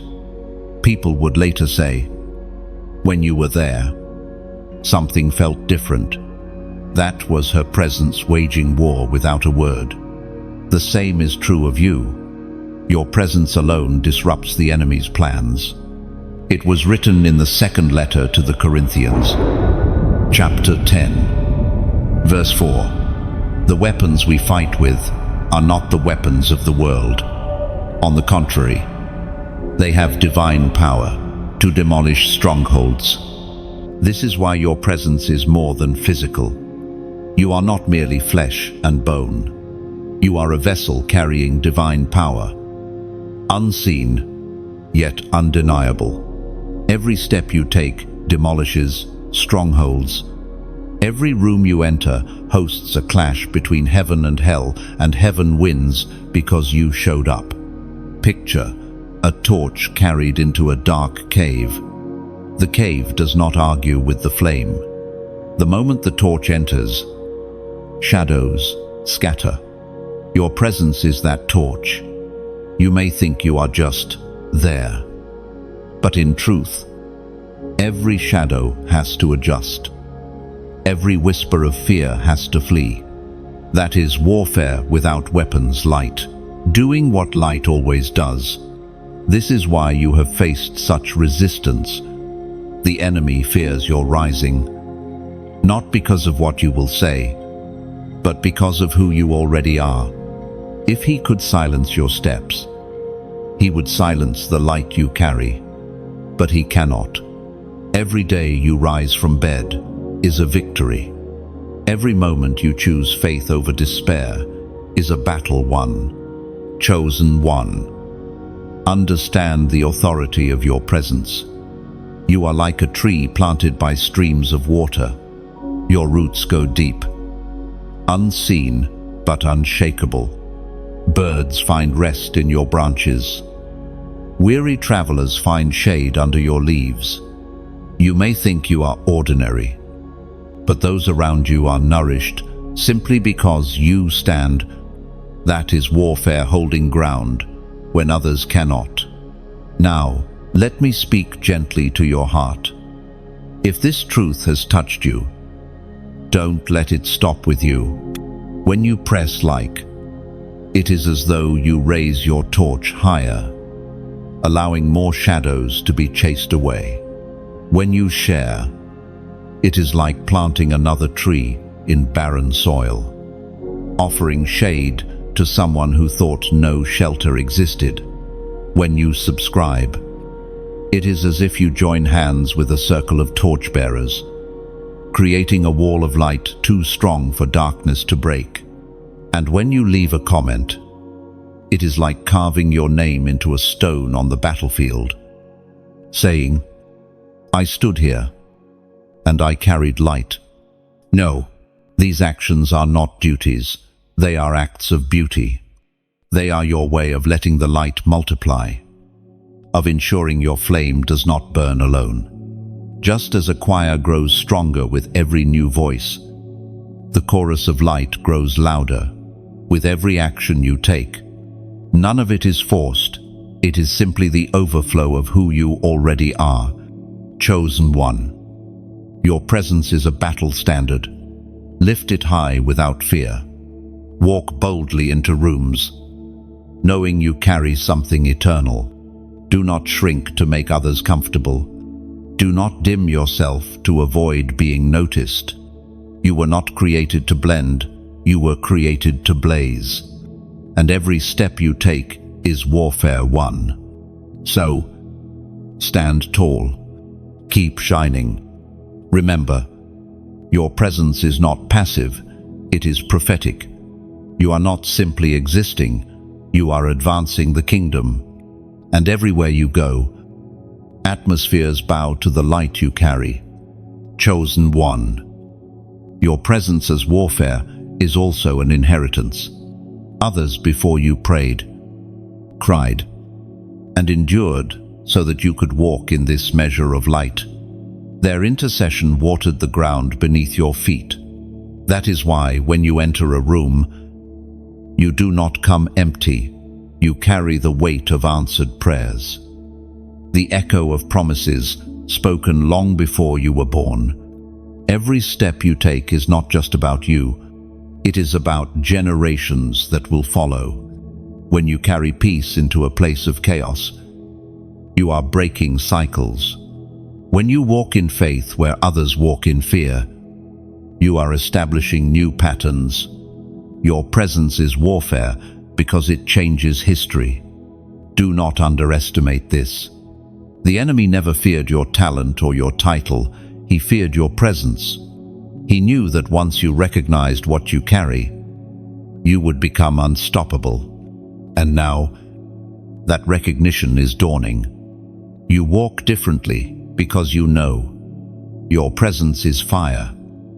Your presence is shield. Your presence is victory. There are delays that are ordinary. And then there are delays that carry weight. Delays that seem to stretch your soul until it feels like it might snap. You have known this intimately. You prayed. You waited. You believed. And still the answer seemed far away. It was not just a matter of days or months. It became years of lingering in the not yet. This is the place where faith is tested the most, where hope feels fragile and patience wears thin. Yet here you are, still standing, chosen one. Delays are not denials. They are classrooms. They strip away illusions of control, teaching you to lean not on your own strength, but on the hand of God. They force you to decide whether you want the promise or the promiser. And in that tension, your heart is shaped into something stronger, something deeper, something ready for what comes next. Think of Abraham. God promised him descendants as numerous as the stars. Yet decades passed before Isaac was born. The delay seemed cruel at times, even impossible.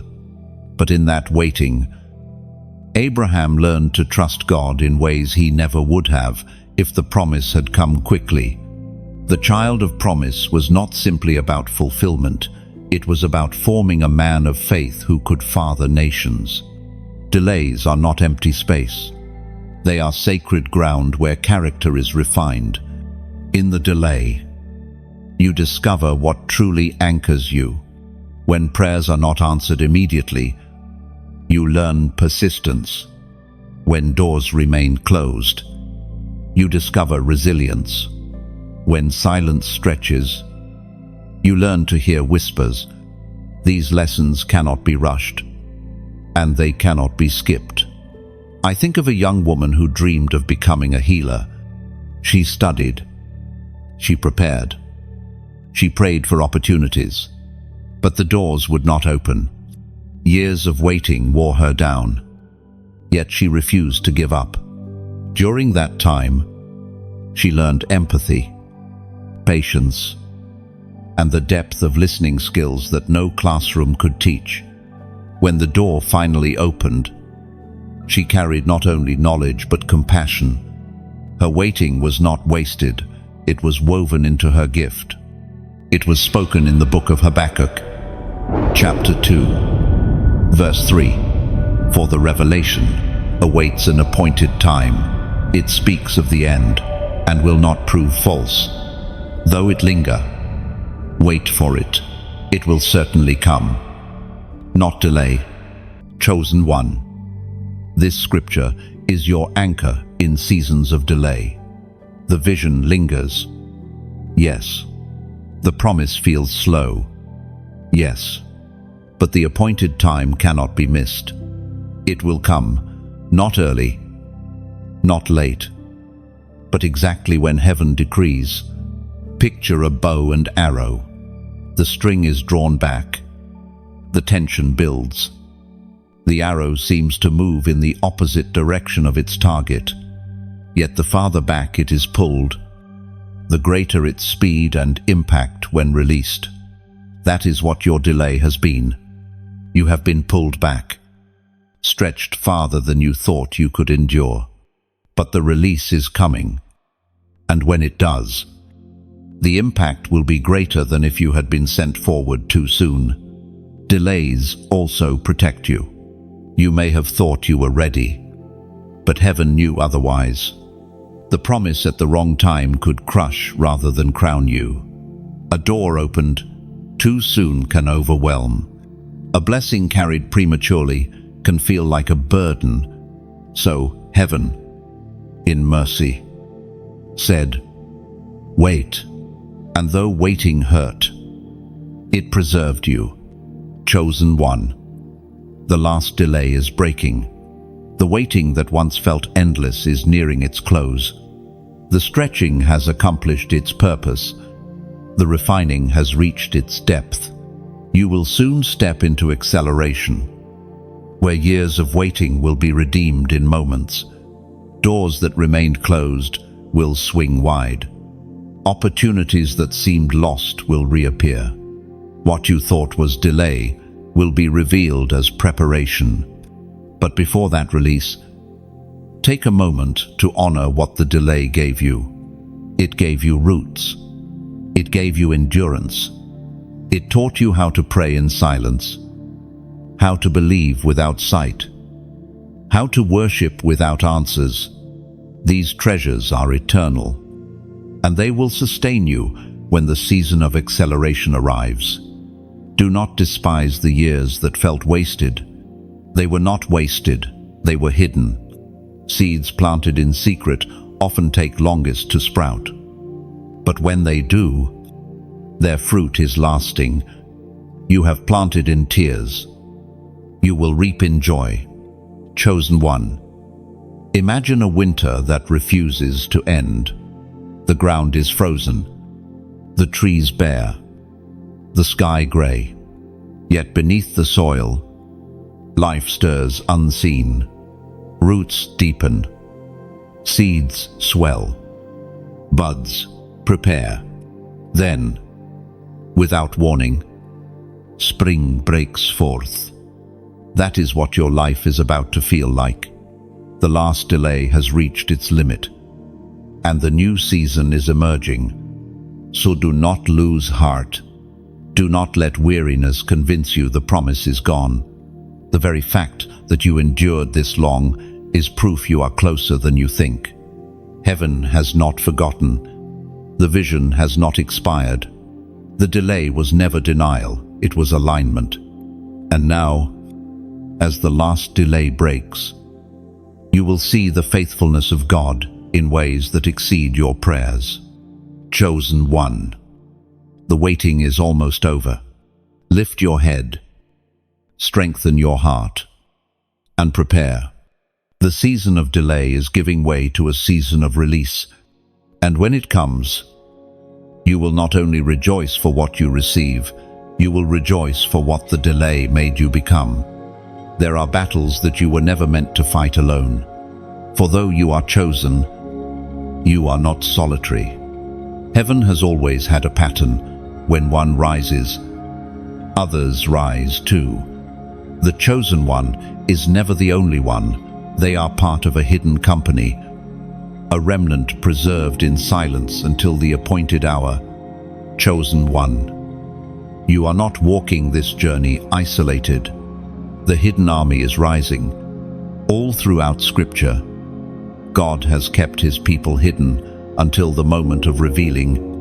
When Elijah thought he was the last prophet standing against Jezebel, God reminded him that 7,000 others had not bowed their knee to Baal.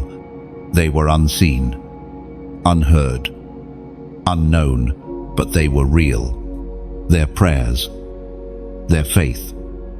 Their endurance sustained a nation, even when Elijah felt alone. So it is today.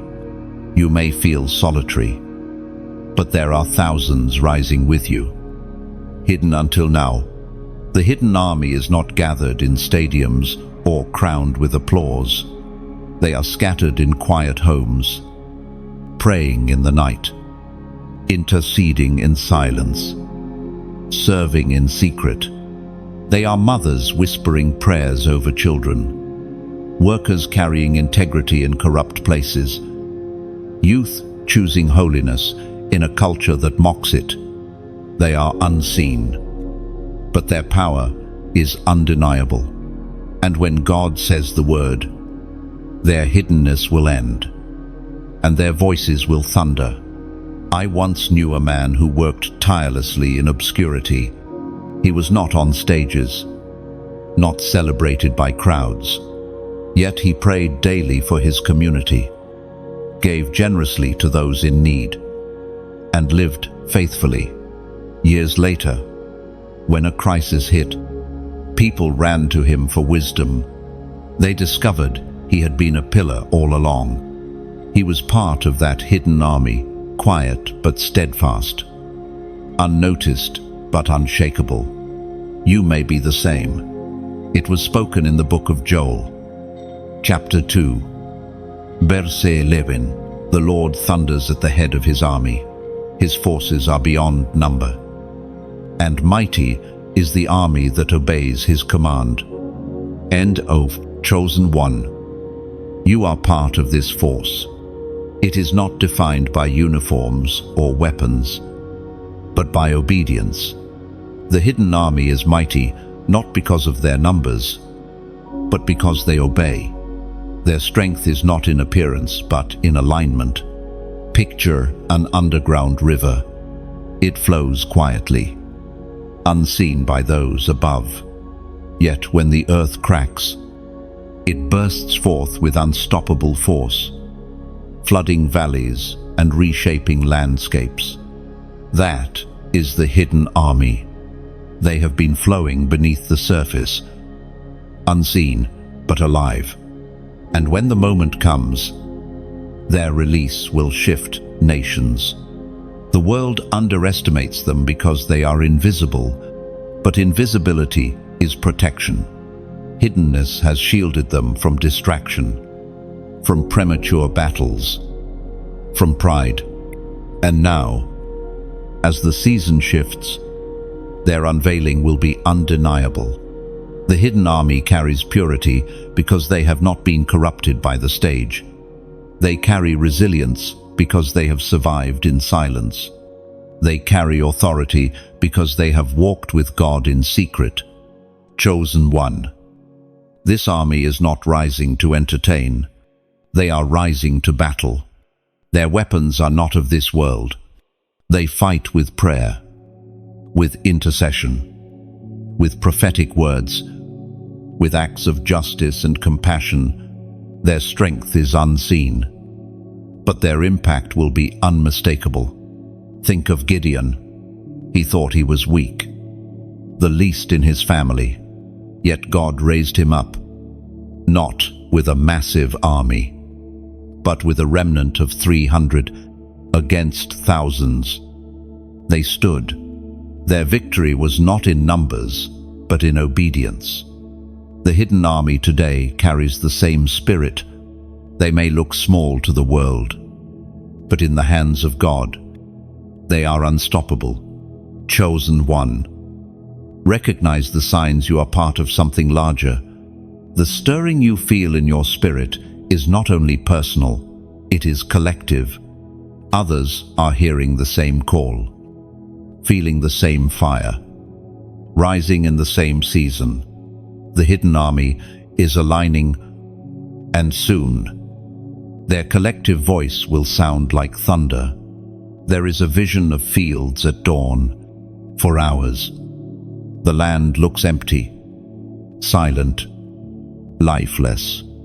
But as the sun rises, soldiers appear row after row, stretching beyond sight. They were always there, lying in wait for the signal. That sunrise moment is approaching. The hidden army is about to stand. Chosen one. This revelation should comfort you. You are not strange for feeling the weight you feel. You are not isolated in your battles. There are others, carrying the same burden, the same fire, the same call. And when you cross paths, you will recognize them instantly, not by appearance, but by spirit. The hidden army is rising not to glorify themselves, but to reveal God's glory. Their unity will not come from human strategy, but from the Spirit's breath. Their strength will not come from human resources, but from heaven's supply. They are rising because the times demand it, because the world groans for light, because heaven has declared it so. So lift your eyes. Do not be discouraged by what seems small or unseen. What you carry is part of a greater movement. The hidden army is awakening, and when they rise, no power of darkness will withstand them. Chosen one, prepare yourself, for when the army stands, you will stand with them, and together, you will see the power of God move in ways that generations before only dreamed of.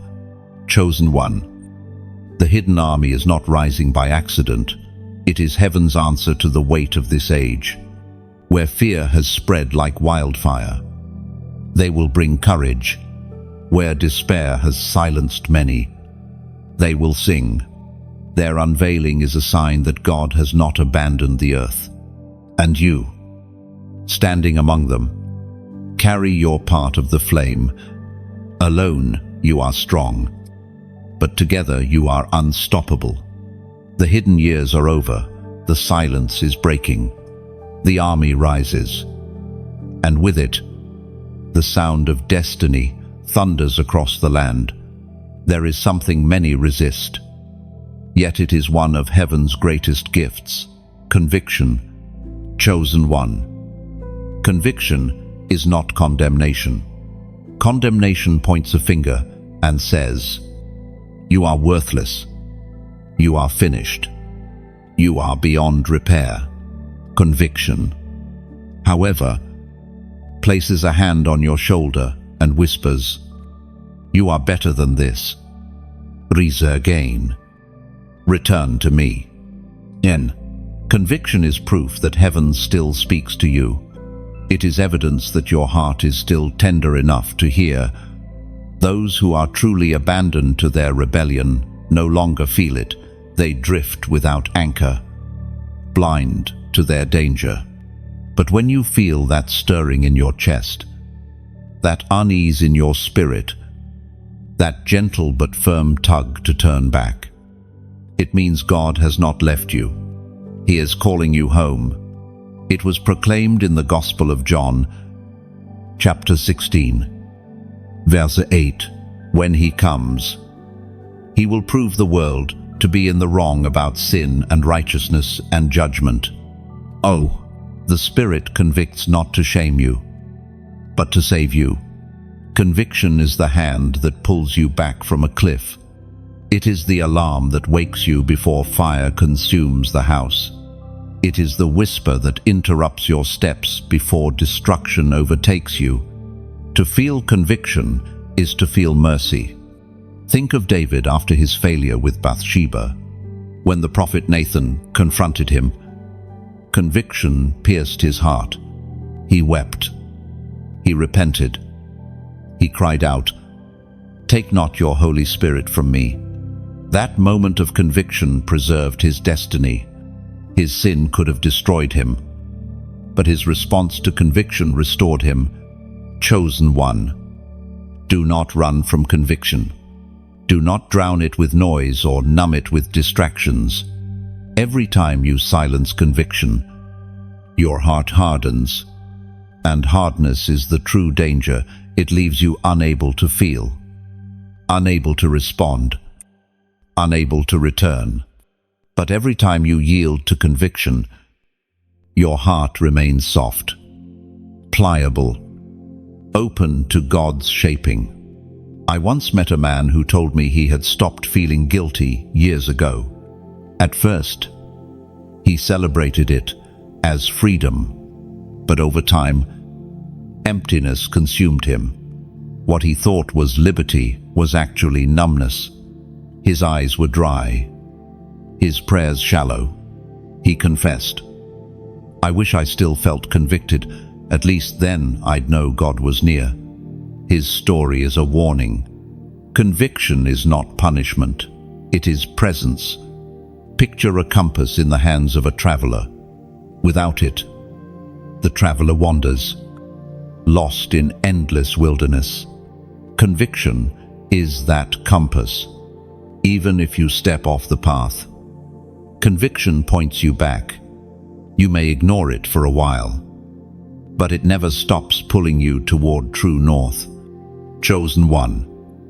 Conviction is also a sign of calling. The Spirit does not convict where there is no destiny. He presses on you because you matter. He interrupts your drift because He placed oil on you. Conviction is heaven's way of saying, "You are mine, and I will not let you go." And this is why today I invite you into a prophetic act. If you have felt the weight of conviction, do not dismiss it. Do not scroll past it. Take this moment and declare it openly. Go into the comments and write the number 8,888. Write it as a sign that you recognize conviction as a gift, not a burden. Why 8,888? Because 8 is the number of new beginnings. To write it fourfold is to declare, I step into complete renewal. I accept conviction as God's hand, guiding me into a fresh start. This is not superstition, it is alignment. It is you marking this moment, saying, conviction is not my enemy, it is my doorway to transformation. None. Chosen one. When conviction comes, do not run, lean in. Listen carefully. Let it teach you. Let it redirect you. Let it cleanse you. The pain you feel in conviction is not destruction, it is surgery. It cuts in order to heal. It exposes in order to restore. Do not confuse conviction with condemnation. Condemnation is the voice of the accuser. Conviction is the voice of the Father. One says, you are beyond saving. The other says, come back. Child, I am waiting. Learn to discern the difference, and you will never again despise conviction. I see your journey like a shepherd's staff. When the sheep drifts toward danger, the shepherd uses the crook to pull it back. The sheep may resist, but the staff saves its life. Conviction is that staff. You may resist at times, but it is pulling you back into safety, into pasture, into destiny. Chosen one. Conviction is your ally. Treasure it. Welcome it. Respond to it. For the day you stop feeling, it is the day you should tremble. But as long as your heart still stirs, as long as your spirit still responds, you are safe. You are loved. You are being pursued by mercy. So, let conviction be your comfort, not your curse. Let it remind you that heaven still fights for you, that the Spirit still speaks to you, that your story is not over. Conviction is not the end, it is the beginning. Conviction is not chains, it is a key. A chain locks you into shame and keeps you bound, but conviction unlocks the cell, inviting you into freedom. The sting you feel is not imprisonment, it is release. It says, walk out of the old, step into the new. And chosen one, Conviction also carries promise. Each time you yield, you are not just avoiding failure, you are stepping into growth. Conviction trims what is diseased so the healthy can flourish. It clears the weeds so fruit can grow. This is why it hurts. It is pruning. But pruning is never punishment. It is preparation for abundance. So, when conviction comes again, embrace it. See it as God's reminder. I love you too much to let you drift away. And there is a phrase in Scripture that both comforts and terrifies: the weight of glory. It is not a light thing, not a casual phrase. Glory carries substance, heaviness, permanence. Chosen one, you were not designed to carry emptiness, you were designed to carry weight. And not just any weight, but the very weight of heaven's presence, pressing upon you, shaping you, transforming you. Glory is not glitter or decoration. It is not applause or recognition. Glory is essence, the manifest presence of God Himself. To encounter glory is to encounter something that bends knees, silences mouths, and breaks pride. When Isaiah saw the Lord high and lifted up, with the train of His robe filling the temple, he fell undone, crying, "Woe is me!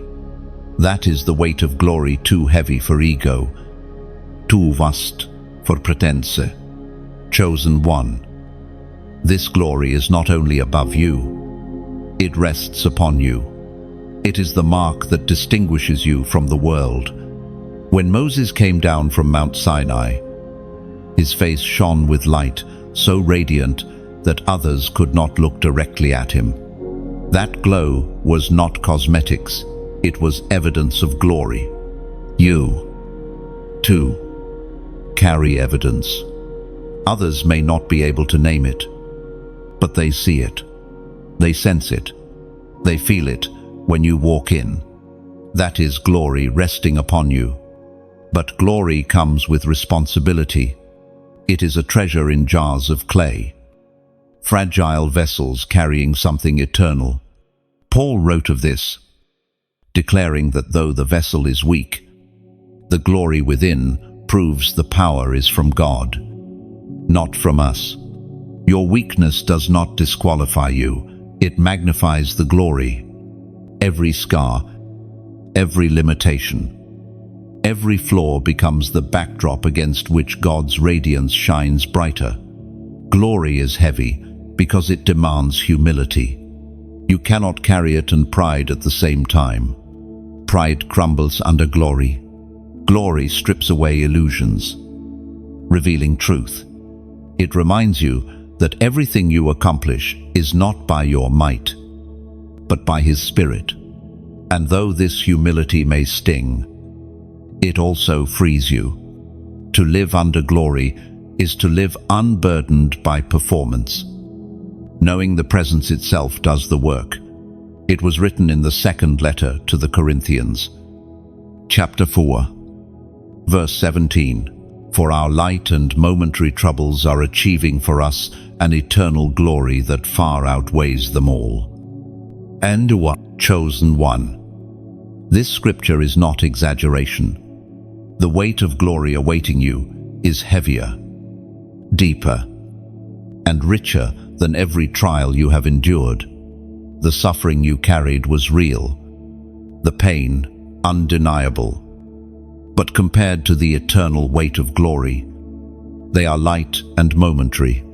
Your perspective shifts when you see that the temporary crushings are producing eternal crowns. Picture a scale. On one side are your trials, tears, betrayals, delays, losses. They feel unbearably heavy. Yet when glory is placed on the other side, it outweighs everything. The scale tips entirely toward eternity, reminding you that nothing you endured was wasted. Every trial has deposited weight into your future. Glory also transforms you. It is not just something you carry, it is something that reshapes you. Paul declared that we, with unveiled faces, are being transformed from glory to glory. This means the weight upon you now is not the final measure. There is more, always more. With each season of surrender, with each layer of obedience, the weight deepens. You become a vessel capable of carrying greater and greater measures of glory. I recall a story of a pastor who endured years of illness. His body weakened, yet his spirit grew luminous. People who visited him said they felt peace the moment they entered his room. It carried no outward strength, but the weight of glory was unmistakable. His weakness became the canvas for God's radiance. And even in suffering, others were healed by the presence he carried. That is the paradox of glory. It shines brightest in brokenness. Chosen one. Glory is also warfare. Demons tremble not at titles but at glory. Systems of oppression crumble not at arguments but at glory. Your life, clothed in glory, becomes unbearable for darkness. This is why the battles intensified. As you drew closer to God, the enemy could sense the weight increasing. But the heavier the glory, the weaker his grip. Think of gold. Before it becomes treasure, it passes through fire. The fire does not destroy it, refines, increasing density, weight, and purity. Glory works the same. Every fire you endured was not stripping you of worth, but adding to your weight. You may feel lighter because of loss, but in the spirit, you are heavier because of glory. Glory also brings visibility. Hiddenness protects, but glory reveals. When the time comes, the glory on your life will draw attention not to you, but to Him. People will be drawn to your light, not because of charisma, but because of presence. They will come with questions, seeking answers, sensing something eternal in you. That is glory, speaking louder than words. Yet with visibility comes testing. Glory attracts both seekers and opposers. Some will celebrate what they sense in you, others will resist it because it exposes what they hide. Do not fear either response. The glory you carry was never meant to please people but to reveal God. Your task is to remain faithful, to let the weight rest upon you without compromise. There is an image of a mantle soaked in oil. When fire touches it, it blazes intensely. That is you, chosen one. The oil produced through pressing, combined with the fire of surrender, creates glory that cannot be extinguished. The blaze you carry will light paths for others and consume obstacles in your way. Chosen one. Never forget, the weight of glory is not a burden to crush you, but a treasure to crown you. You were created for this weight, designed for it, chosen to carry it. Others may stumble under it, but you will stand, not by your strength, but by the one who placed it on you. Lift your head. Though trials tested you, they were preparing you. Though waiting stretched you, it was enlarging your capacity. And though pain humbled you, it created space for greater weight. You are stepping into glory heavier than you imagined, brighter than you dreamed, stronger than you believed possible. And when people ask, "How do you carry such weight?" you will know the answer. It is not me. It is Christ in me, the hope of glory. There is a truth that cannot be erased. You are sealed, not by ink, not by wax, not by human signatures, but by the Spirit of the living God. Chosen one. When heaven seals you, no hand of man can break it. The seal is not fragile, it is eternal. It is a mark that says, "This one belongs to me. This one is set apart. This one is reserved for the day of fulfillment." Sealing is heaven's way of protecting what is precious until the right moment. Like letters sealed with a king's signet ring, you carry the imprint of divine authority. Your journey has not been random. Every delay, every battle, every season of silence has been watched over by this seal. You may have doubted yourself, but heaven never doubted its mark on you. Think of Noah's Ark. When the door was shut, it was sealed by God Himself. Waters rose, storms raged, yet the seal held. In the same way, you have been sealed. The floods tried to overwhelm you. The storms tried to destroy you, but you were preserved. The seal was your hidden shield. It is written in the letter to the Ephesians. Chapter 1, verse 13. When you believed, you were marked in Him with a seal, the promised Holy Spirit. And chosen one. This is the promise.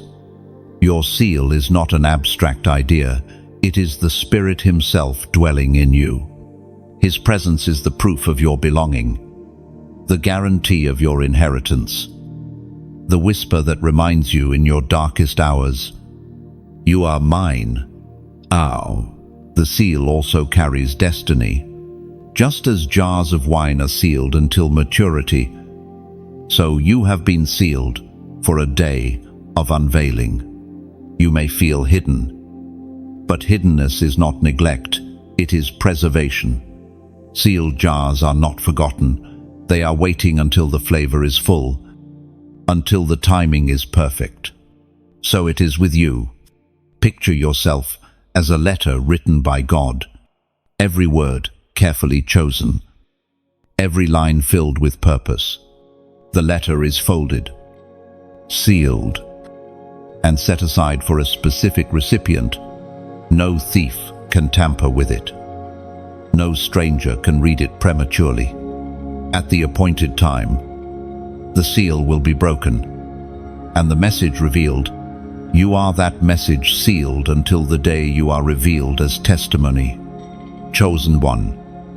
Your seal also means ownership. In ancient times, shepherds would mark their sheep with a seal so no one could claim them. You, too, are marked. The enemy may roar. People may reject you, but the seal declares ownership. You are God's. That mark silences accusations and ends debates. You are not lost property. You are claimed treasure. And now let me speak to your heart with gentleness. If these words touch you, if you feel the truth stirring in your spirit, I invite you to take part in something simple yet powerful. When you press like, it is like placing your hand upon the seal, saying, "Yes, I recognize what has already been marked upon me." When you share, it is as if you become a courier, carrying this sealed message to someone else who desperately needs to know they, too, are marked. When you subscribe, it is like choosing to sit at the table of sealed letters, returning often to be reminded of the promise. None of this is obligation, it is invitation. Just as a flame spreads when candles are lit one after another, your simple act of response multiplies light across countless places. It is not about numbers, it is about impact. Your seal also guards you from being counterfeit. There are many voices, many illusions, many counterfeits in the world, but the seal of the Spirit sets you apart. Others may imitate, but they cannot duplicate the authenticity of the mark you carry. That is why, even in moments of doubt, something inside you refuses to let go. That seal is alive within you, whispering, pulling, reminding, chosen one. Understand the weight of this truth. Being sealed means being secured. Your destiny cannot be stolen. Your inheritance cannot be erased. Your promise cannot be voided. The seal is heaven's guarantee that what God began, He will finish. Think of wax sealing an ancient scroll. Until the seal is broken by the rightful hand, the contents remain untouched. Your life is that scroll. Heaven holds the timing. Heaven holds the unveiling.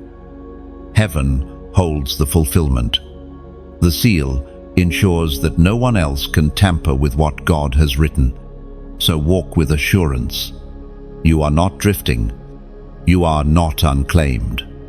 You are sealed for the day of redemption, for the day of unveiling, for the day when everything hidden will come into light. That seal is your comfort in storms, your anchor in delays, your confidence in battles. Chosen one. The seal is not the end of the story, it is the beginning of glory. Carry it with reverence. Live as one marked by eternity. Let your life reflect the honor of being sealed by God's Spirit. And when the day comes, when the seal is opened, the world will see what heaven already knows. You are chosen. You are kept. You are sealed for the day. Chosen one. Your seal is not just protection, it is identity. It tells every force of darkness, every whisper of doubt, every storm of fear. This one is already spoken for. You belong to the King, and no thief can change that. And when the day of unveiling comes, the seal will break, not in silence, but in celebration. What was hidden will shine. What was preserved will be revealed. And the fragrance of your life will testify. You were never abandoned. You were sealed, kept, and prepared. Chosen one. Fire is a strange thing. It destroys. Yes, but it also reveals. Fire strips away what is temporary and exposes what is eternal. Fire tests what words cannot prove. And here is the truth you must embrace. The fire cannot lie. You may have feared the flames, thinking they came to end you. Yet fire is not your enemy, it is your witness. It shows what was real in you all along. Gold does not fear fire because the flames only prove its worth. In the same way, your trials have not diminished you, they have revealed you. Consider the 3 men in Babylon's furnace, bound and thrown into flames. They walked free inside the fire. The ropes burned away, but their clothes were untouched. Even more, a 4th figure appeared with them, one like the Son of God. The fire revealed who was with them, and it proved the faith inside them was not empty talk, but living truth. The fire cannot lie, it always uncovers reality. I knew a young woman who endured betrayal so deep it felt like her soul was scorched. People doubted her strength, mocked her tears, assumed she would never rise again. Yet in the fire of heartbreak, she discovered a resilience she never knew she carried. When she spoke after that season, her words carried fire themselves. The pain did not destroy her, it proved her. That is what fire does. It is written in the first letter of Peter, chapter 1, verse 7. These trials will show that your faith is genuine. It is being tested as fire tests and purifies gold, though your faith is far more precious than mere gold. Chosen one. The fire is not a punishment, it is a process. You prayed for power, and God gave you fire to prove it. You asked for deeper roots, and God gave you storms to test them. You desired unshakable faith, and God allowed trials to refine it. Fire is the answer, not the obstacle. Think of a blacksmith. He places iron in the furnace, heating it until it glows. He hammers it, shapes it, returns it to the fire again. The process repeats until the iron becomes a sword, strong and sharp. Without the fire, it would remain brittle. Without the hammer, it would stay formless. The weapon is born only through fire.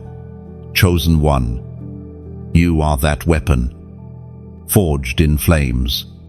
The fire also silences lies.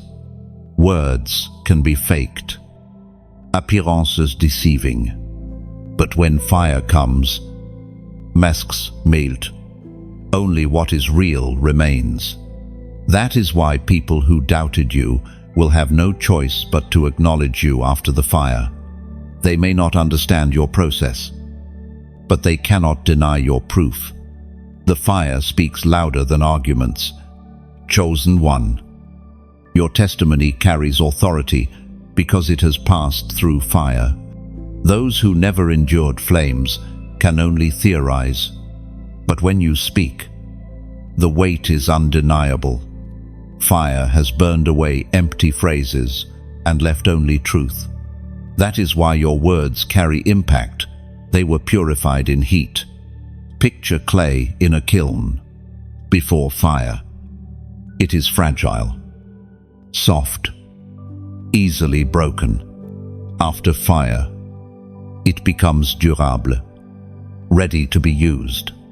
You have felt fragile at times, vulnerable, close to breaking, yet the fire has hardened your resolve, solidified your identity, and made you useful for glory. Fire cannot lie. It shows the transformation. Now, I want you to take this moment to seal your truth. If the fire has been real in your life, if you know what it means to be tested, then go into the comments and write, "I endured fire." These 3 words are not just a phrase, they are a declaration. By writing them, you testify, the flames did not consume me. They refined me. They proved me. They revealed what was eternal inside me. Law. This declaration matters because it silences shame. Too often, people hide their trials, embarrassed by scars. But when you declare openly, "I endured fire," you reclaim your story. You turn wounds into weapons, ashes into beauty, silence into testimony. You become a witness, not just a survivor. Chosen one. Never fear the next fire. The same God who stood in the furnace of Babylon, the same God who purified gold, the same God who shaped prophets and kings, is with you still. Fire will come, yes, but so will his presence. And every time, the fire will speak truth. You are chosen. You are genuine. You are unshakable. So lift your head. Do not despise your flames. Do not curse your trials. For every blaze you endured has written a story of proof upon your life. And one day, others will draw strength not from your comfort, but from your scars, because the fire cannot lie. Chosen one. Fire is also a language. It speaks in ways words cannot. Flames declare. This one has been tested. This one has been proven. This one is real. You may not like the heat, but you cannot deny the truth it reveals. The fire becomes your translator, shouting your authenticity louder than your voice ever could. And notice this, Fire never stays hidden. When you walk through it, others see. They may not know every detail of your trial, but they recognize the glow it left behind, the way you speak with depth, the way you carry peace in storms, the way you walk with resilience. These are marks of fire. You don't have to prove yourself. Your endurance already did. That is why the fire cannot lie. It exposes the false, but it also validates the true. When you emerge, you do not need to justify your survival. Your scars themselves are testimony, and those scars, sealed by glory, will remind both you and the world, you were not destroyed, you were defined. There is a sobering reality that few want to face. Mercy does not always linger forever. Mercy is fast, abundant, and patient. Yes, but there are moments when mercy steps back, not because God ceases to love, but because he honors human choice. Chosen one, the weight of this truth is heavy. You must understand it. Mercy is like a shield, absorbing blows that should have struck you. How many times did you wander close to danger and still walk away unharmed? That was mercy. How many times did you make mistakes that could have ruined you, yet found another chance? That was mercy. How many times did your prayers rise only after failure, and God still answered? That was mercy. But mercy, though vast, is not to be abused. It is not an excuse for rebellion, nor a license for delay. There comes a point when mercy steps back, not in cruelty, but in justice. When Pharaoh hardened his heart again and again, Scripture says God gave him over to that hardness. Mercy had extended again and again, but eventually it stepped back. The plagues came, and Pharaoh reaped the weight of his own choices. This is the danger of ignoring conviction. Each time you silence the Spirit, the heart grows harder.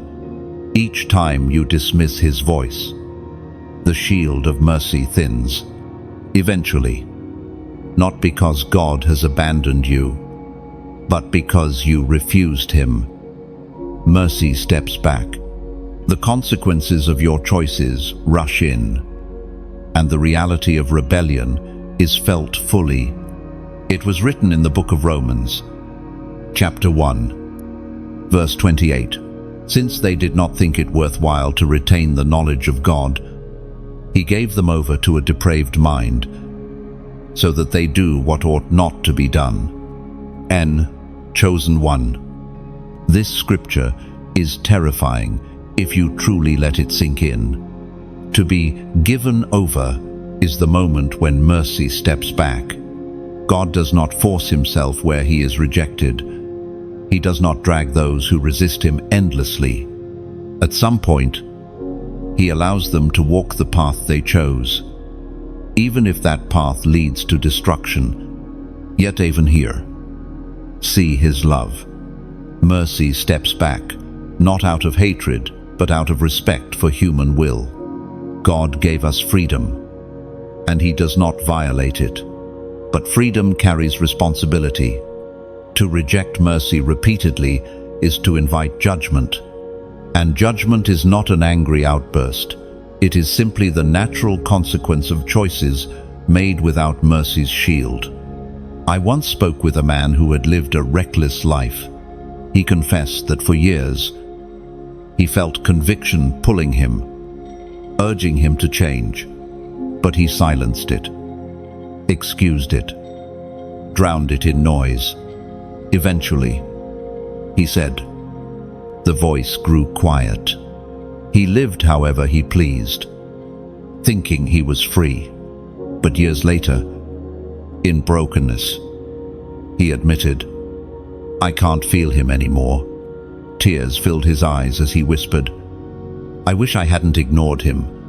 That was the ache of mercy stepping back. Chosen one, do not let this be your story.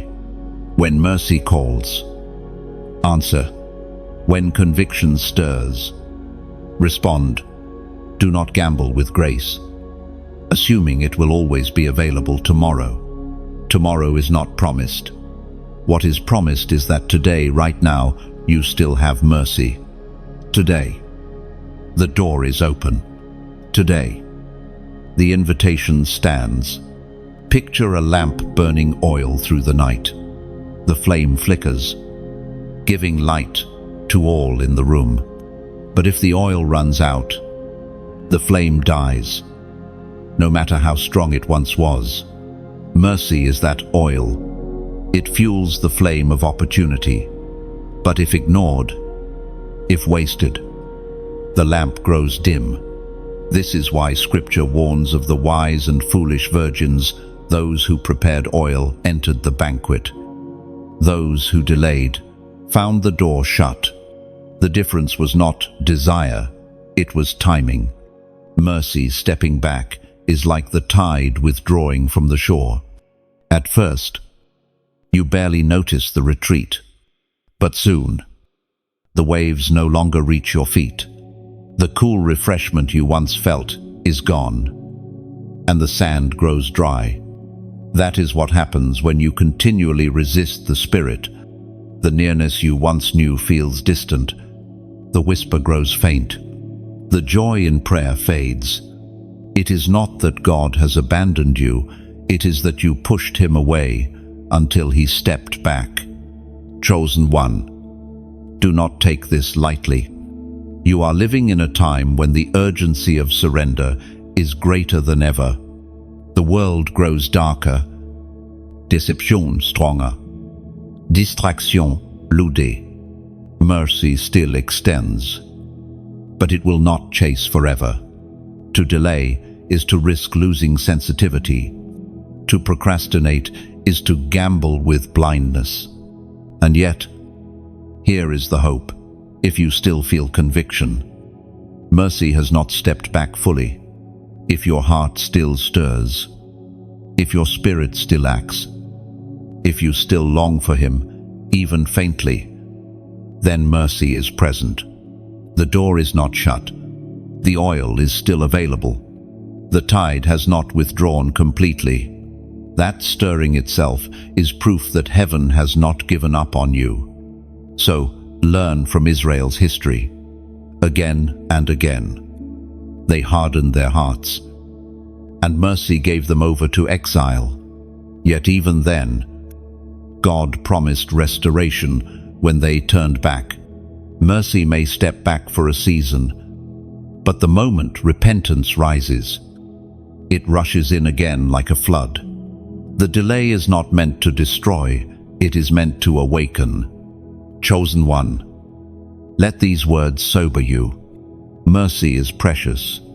Do not waste it. Do not assume it will linger endlessly. Treasure it. Respond to it. Surrender to it. For when mercy steps back, the emptiness is unbearable. But when mercy is embraced, the fullness is unshakable. Chosen one, there is something about you that cannot be explained by appearance, achievement, or ability. It is not your voice alone, not your strength, not even your wisdom. What you carry is subtler, deeper, yet more powerful. You carry heaven's fragrance. Fragrance is unseen, but undeniable. It lingers long after the source has gone. It fills spaces silently, without demanding attention. Yet it transforms the atmosphere. That is what rests upon you. Wherever you walk, a trace of heaven remains. People may not understand it. Some may even resist it, but they cannot ignore it. The fragrance you carry testifies of another realm. In Scripture, fragrance has always been connected to worship, sacrifice, and presence. When Noah built an altar after the flood, His offering rose like a pleasing aroma to God. When the priests burned incense in the tabernacle, the smoke symbolized prayers rising to heaven. And when Mary broke her alabaster jar, the fragrance filled the entire house. Fragrance is never neutral. It always reveals devotion. It was declared in the second letter to the Corinthians, chapter 2, verse 15. For we are to God the pleasing aroma of Christ among those who are being saved and those who are perishing. Ours chosen one. This means your very life, surrendered and burning for Him, becomes an aroma. To some, it is the scent of life. To others, the reminder of judgment. But either way, it is fragrance. They cannot remain indifferent. Fragrance is costly because it requires crushing. Just as perfume comes from flowers pressed and oils extracted, so your fragrance has been birthed through trials. Every tear you shed, every prayer in the midnight hours, every season of pressing released essence you did not even know you carried. Now, when others draw near, they catch the scent of heaven on you, not because of what you said, but because of what you endured. I recall a woman who survived unimaginable loss. She rarely preached, rarely sought attention, but whenever she entered a room, people felt peace. Strangers would say, "I don't know why, but I feel calm when you're near." That was her fragrance, the quiet essence of heaven cultivated in sorrow and refined through faith. She carried something no perfume could replicate. Chosen one. Your fragrance is not for display, it is for impact. Fragrance comforts the weary, disrupts the hardened, and awakens the sleeping. It enters places words cannot. A sentence may be forgotten, but a scent lingers in memory. Likewise, your fragrance lingers in souls, marking them with encounters they cannot explain away. Picture a garden after rain. The air carries the sweetness of blossoms and earth. You cannot see it, but you breathe it in, and it changes you. That is your life to others, a fragrance after storms. Proof that rain has fallen. Proof that life has endured. But fragrance also provokes. Some will be drawn, others disturbed. When Paul wrote that we are the aroma of Christ, he acknowledged it was life to some and death to others. Light attracts and exposes. Fragrance draws and convicts. Do not be surprised when your presence unsettles. The fragrance you carry disrupts darkness. It makes compromise uncomfortable. It forces a decision. Chosen one. Do not despise this. It is not rejection of you. It is reaction to Him in you. Carry the fragrance boldly. Let it fill rooms, workplaces, homes, streets. You do not have to force it, just remain surrendered. And the aroma flows. Your fragrance is also intergenerational. Think of legacy as scent passed down. A parent's prayers become the fragrance their children breathe. Your devotion today becomes the fragrance of tomorrow. Long after your words fade, your fragrance will remain in the lives you touched. That is why heaven presses you, not only for your sake, but for those who will breathe the air of your obedience long after you. Fragrance is also intimate. Lovers recognize each other by scent. In the Song of Songs, the bridegroom's fragrance is described as irresistible, and the bride's perfume lingers where she has been. In the same way, intimacy with God leaves His fragrance on you. The more you linger in His presence, the more you smell like Him. People may not know why, but when you leave prayer, they sense holiness clinging to you like perfume on skin.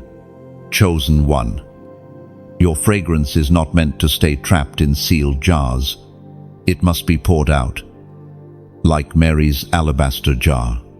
Holding back may feel safe, but fragrance unreleased benefits no one. Pour it freely in acts of kindness, in words of truth, in prayers of intercession, in sacrifices unseen. Every time you pour, the fragrance spreads, and heaven's essence fills the earth a little more. Do not underestimate what you carry. Your fragrance may reach hearts that sermons never touch. It may heal wounds that logic cannot. It may awaken longing in those who never considered God. You are not just living, you are diffusing eternity. There is an image of travelers walking through a desert. They are weary, thirsty, near collapse. Suddenly, a breeze carries fragrance from an unseen garden. Hope recesses, energy returns. They know life is ahead. That is you, chosen one. You are that fragrance in barren places, proof that life still exists, proof that hope is near. And one day, when your journey ends, your fragrance will remain. People will remember not just your words, but how they felt when you were near the peace, the hope, the presence. That is legacy. That is testimony. That is the fragrance of heaven carried through you. So, walk boldly, not trying to be noticed, but knowing you cannot help but leave a trace. You are the pleasing aroma of Christ, and every place you step, every heart you touch, will breathe the scent of eternity. Chosen one. The road you are called to walk has never been wide or crowded. It is not paved with comfort, nor lined with applause. It is narrow, sometimes lonely, often misunderstood. Yet it is the only road that leads to life. The narrow road calls you, and though many will choose the broad path of ease, you are not like the many. You are chosen for the way that few dare to walk. The words of Jesus echo clearly in the Gospel of Matthew, chapter 7, verses 13 and 14. Enter through the narrow gate, for wide is the gate and broad is the road that leads to destruction, and many enter through it. But small is the gate and narrow the road that leads to life, and only a few find it. This road is not easy, but it is holy. On it, distractions fall away, and compromise cannot survive. It demands your focus, your surrender, your faith. And though you may walk without crowds, you never walk alone. Every step you take is accompanied by the one who first carved this road with his own blood and sacrifice. The narrow road is a refining place. It strips you of what you thought you needed. People who cannot bear the weight of consecration may leave. Opportunities that do not align with heaven's will may vanish. Comforts you once clung to may fade. Yet in that stripping, you discover freedom. You find that you did not need the baggage after all. You only needed Him. I once knew a man who lost nearly everything while following this narrow way. His friends thought he was a fool for refusing shortcuts. His colleagues mocked his integrity. His family questioned his choices. Yet, years later, the fruit of his walk was undeniable. What others built in haste crumbled, but what he built on the narrow road endured. His life became a testimony that the narrow path, though difficult, leads to lasting life. Picture a mountain trail. The broad road winds gently around the base, crowded with travelers, noisy and busy. But the narrow path climbs steeply, rocky and rugged. Few dare to take it. Yet those who do are rewarded with views the others never see. The air is clearer, the vision broader, the horizon endless. The climb is hard, but the destination breathtaking. That is the narrow road. Chosen one, you have felt its pull.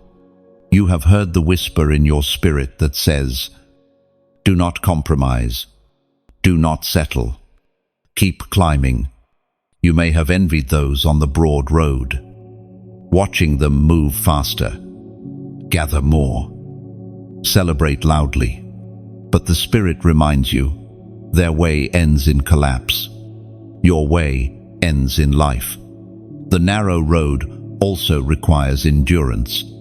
There will be moments when your legs ache, when your spirit feels weary, when quitting seems easier. But it is in those moments that strength is forged. The narrow road builds stamina for eternity.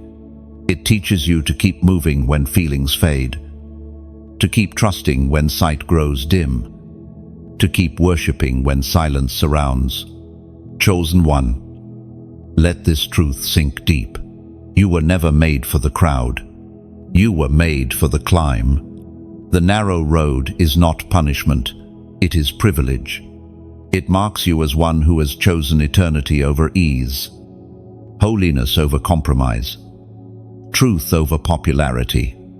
And now, I want you to mark this moment, to acknowledge openly that you choose the narrow way, even when it costs you.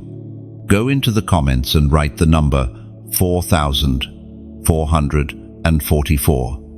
This is not superstition, it is a declaration. 4 is the number of foundation, of stability, of earth itself. By writing 4,444, you declare, "My foundation is Christ alone. My steps are firm on the narrow path. I walk steady, even if I walk alone." I'm Len. This number is not about luck, it is about alignment. It is your way of saying, "I refuse the broad road. I embrace the narrow. My destiny is life, not destruction." When you type it, you are testifying both to heaven and to yourself. You are set apart, steady, unshakable, chosen one. The narrow road is not without beauty. Along its way are moments of deep intimacy with God, revelations that only come in silence, encounters that only happen in consecration. The broad road offers noise, but the narrow offers glory. The broad offers speed, but the narrow offers substance. The broad offers company, but the narrow offers communion. Think of a seed. If left on the surface, it may be trampled by many feet, but if pressed deep into the narrow confines of soil, it grows roots that reach water and branches that stretch toward heaven. Your narrow road is like that, soil tight, constraining, but ultimately the birthplace of life. Do not despise the narrowness. It is shaping you. It is protecting you. It is guiding you. And though it may feel isolating, remember that others are also walking scattered, unseen, yet just as chosen. One day, the narrow roads will converge into the wide open fields of eternity, where every step of sacrifice will be worth it. So walk on, steady and firm. Do not look back to the broad way. Do not envy the crowds. Keep your eyes fixed ahead, where the road, though narrow, leads to glory. And when your journey is complete, the words you will hear will make every sacrifice worth it. Well done, good and faithful servant. I'm The narrow road is not about restriction, but direction. Its tightness keeps you from wandering into danger.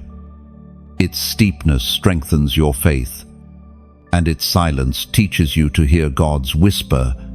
What feels confining is actually guiding. Chosen one. This road shapes you into someone who can carry eternal weight. Every sacrifice along the way is not lost. It is seed. Every no to compromise becomes a yes to destiny. And when you finally reach the end, you will see that the narrow way was never about loss, but about preparation for glory. Chosen one. Crowns are not given at the start of the race. They wait at the finish line. The journey, you walk the trials. The fire, the narrow road, all of it leads toward one promise, a crown that waits for you. This crown is not made of gold that fades, nor jewels that tarnish, nor accolades that men forget. It is woven with eternity, shining with a glory that can never be stolen. When athletes run, they strain not for the present moment, but for the prize that awaits at the end. Their sweat, their discipline, their sacrifices all point toward that crown. Paul wrote with urgency, "Run in such a way as to obtain the prize." You, too, are running not aimlessly, not without purpose, but toward a crown reserved in heaven with your name inscribed upon it. This crown is not only reward, it is recognition. It is heaven's testimony of your perseverance, your faith, your endurance. When others saw weakness, God saw strength. When the world overlooked you, heaven was engraving jewels into your crown. Every hidden act of obedience, every unseen prayer, every sacrifice, no one applauded. They all became stones set in the crown of life. It is spoken in the book of James, chapter 1, verse 12. Blessed is the one who perseveres under trial, because, having stood the test, that person will receive the crown of life that the Lord has promised to those who love him. Oh, chosen one, this is not metaphor. This is promise. There is a real crown waiting, a tangible mark of eternal honor. It will not be placed upon everyone's head, but upon those who endured, who loved, who remained faithful. Picture a craftsman at work, carefully setting stones into a crown. Each gem represents a chapter of your life. That tear you shed in secret becomes a diamond. That moment you forgave, instead of retaliating, becomes a sapphire. That day you chose obedience over compromise, becomes an emerald. Slowly, the crown takes shape, and one day, heaven will place it on your head. Crowns are not earned through ease, they are forged in endurance. This is why your life has not been simple. You are not called to blend in, but to be crowned, and crowns carry weight.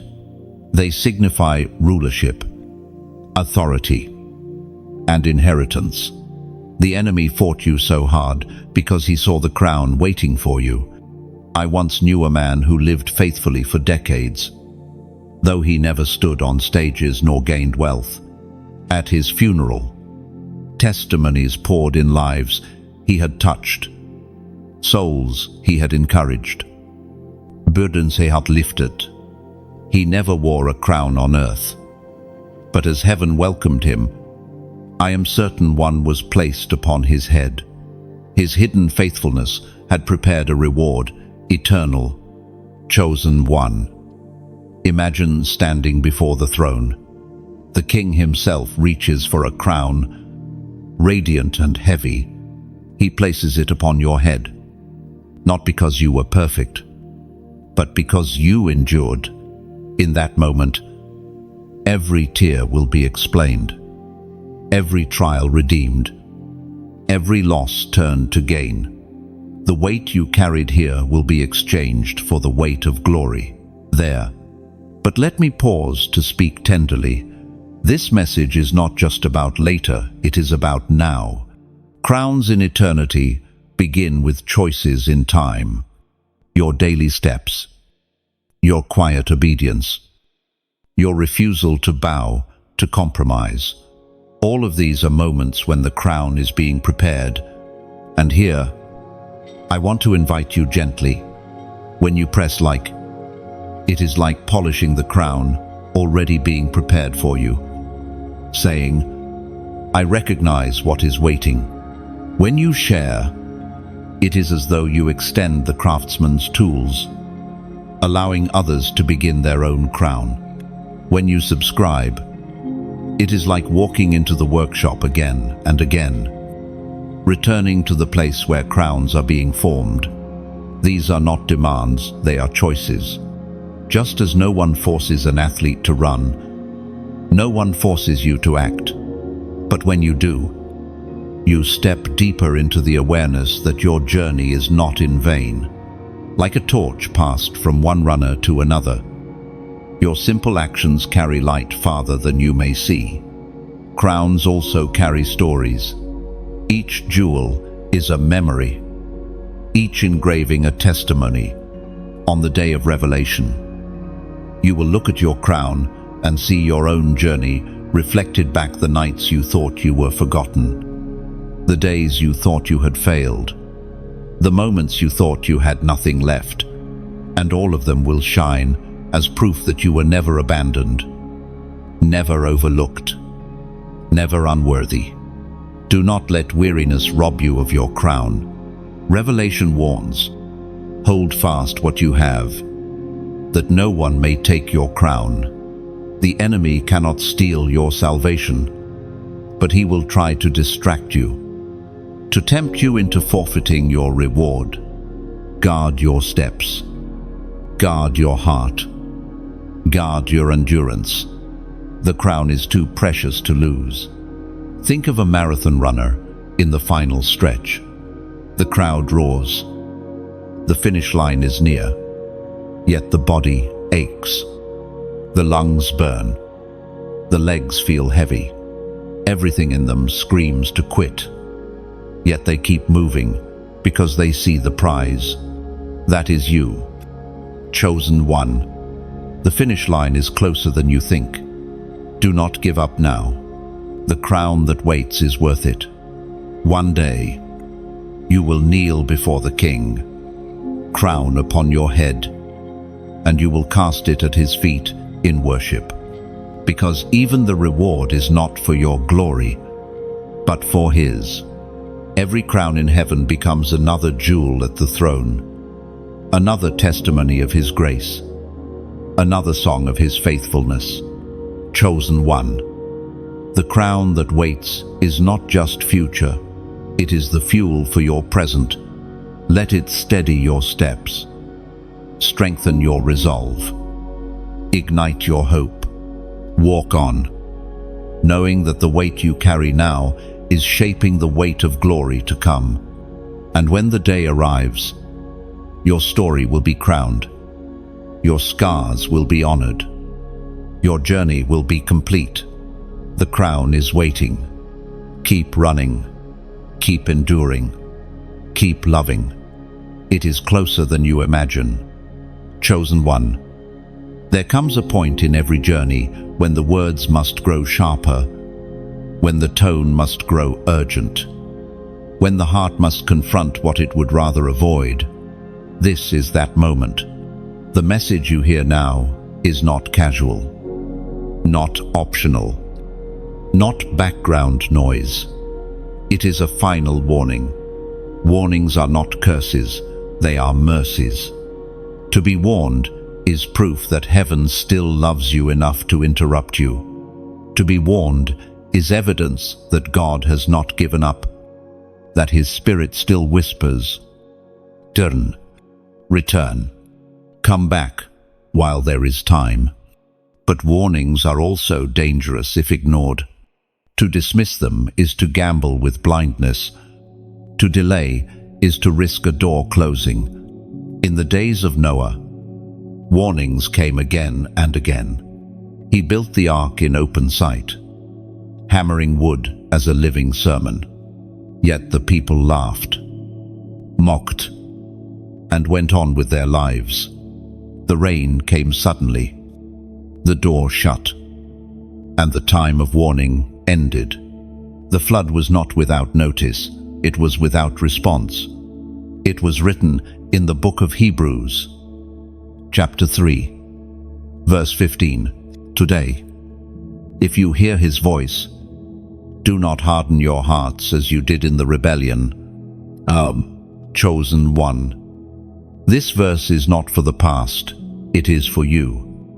Right now, if you hear his voice, do not harden your heart, for every layer of hardness makes the next warning harder to feel. Every ignored whisper pushes you closer to silence. I once knew a woman who lived with constant nudges from the Spirit. Again and again, she felt urged to surrender parts of her life. But she told herself, later, tomorrow, when I am ready. Years passed, and the nudges grew faint. By the time she was desperate to return, she confessed with tears, I can't feel him anymore. The final warning had come, and she had walked past it. Chosen one, do not let this be you. To feel conviction now, to hear this word now, is proof that the door is still open. But doors do not stay open forever. The final warning is not meant to frighten you, it is meant to awaken you. Picture a lighthouse on a rocky shore. Its beam cuts through the night, signaling danger ahead. Ships that heed the warning adjust their course and survive. Ships that ignore it crash upon the rocks. The lighthouse cannot force the ship, it can only shine. This word is that beam. Your choice determines whether you adjust or collide. The final warning is not about perfection, it is about direction. Heaven is not asking if you have stumbled, it is asking which way you are facing. Are you moving toward him or away? Are you softening your heart or hardening it? Are you delaying or deciding? The answer shapes everything. And now, I invite you to respond, not later, not tomorrow, but now. Go into the comments and write, my heart softens. These 3 words are more than text, they are a declaration. They say, I will not resist. I will not stay hard. I hear the warning, and I open my heart again to God. End quote. This simple act matters because it shifts warning into witness. You are no longer just a hearer, you become a responder. And when you write it, you plant a flag in your own spirit, reminding yourself that the warning was not wasted on you. Chosen one. The final warning also carries hope. God does not warn to destroy, he warns to deliver. His words cut because his love is fierce. He would rather pierce your heart with truth now than watch you drift into silence later. Every warning is wrapped in love, every rebuke soaked in mercy. Think of a parent grabbing a child's hand before they run into traffic. The grip may feel harsh, the voice sharp, the pull uncomfortable, yet it saves the child's life. That is what the final warning does. It pulls you back before destruction strikes. Do not despise this moment. Do not brush it aside. The warning is proof that you are seen, known, and pursued.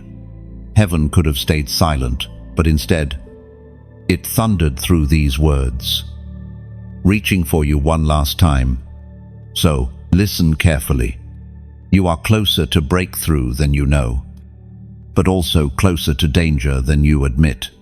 The line between the two is razor thin. The warning is heaven's way of guiding you to life, to light, to destiny. Chosen one. Heed it, treasure it, respond to it, for the warning will not last forever, but if embraced, it will carry you into eternity. The weight of a final warning is not meant to crush you, it is meant to awaken you. God is not a tyrant waiting to strike. He is a father longing to save. His warnings are the sound of footsteps rushing toward you before you step off the cliff's edge. They are the voice calling your name in the smoke before the fire consumes. They are love at its loudest, even when it feels sharpest. Chosen one. Think of the alarm on a ship in the middle of the ocean. When it blares, passengers may groan, cover their ears, wish for silence. But that sound is the difference between sinking unnoticed and being rescued in time. The alarm is not the threat, it is the salvation. In the same way, heaven's warning, though piercing, is the very thing that saves your life. You must also understand, warnings are invitations to decision. They do not last forever. Just as dawn eventually overtakes night, just as seasons change, just as doors shut, so too will the window of mercy close if ignored. The warning is not endless background noise, it is a clear moment in time. What you do with it matters more than you realize. And here lies the hope: you are still within the sound of mercy. If your heart stirred as you read, if conviction still presses, it means you are not abandoned. The warning has reached you while the door is still open. This is not a message of despair, but of urgency. You still have time to turn, to respond, to realign, but that time must not be wasted. Chosen one. Let the warning reshape your priorities. Let it silence the excuses of tomorrow and the lies of later. Let it soften the hardness that crept in slowly through disappointment, compromise, or delay. Every heartbeat you feel now is proof that mercy has not let go. Every whisper of conviction is proof that love is still near. The final warning is not just a boundary, it is a bridge. It is heaven's way of carrying you out of darkness and into light, out of rebellion and into destiny, out of destruction and into life. Do not resist the bridge, walk across it. And when you do, you will discover that what felt like thunder was actually an embrace, and what felt like judgment was actually mercy in disguise. Chosen one. Silence is not always absence. Sometimes silence is preparation. There are seasons when heaven seems quiet, when prayers rise but no answers descend, when you search the word yet feel it does not speak as before. These moments can feel like abandonment, but in truth, they are the silence before the shift. Every story of transformation carries this pause. Before dawn, there is stillness so heavy, it almost convinces you the sun will never rise. Before a baby's cry announces birth, there is that held breath of waiting. Before the earthquake shakes the ground, the air grows still.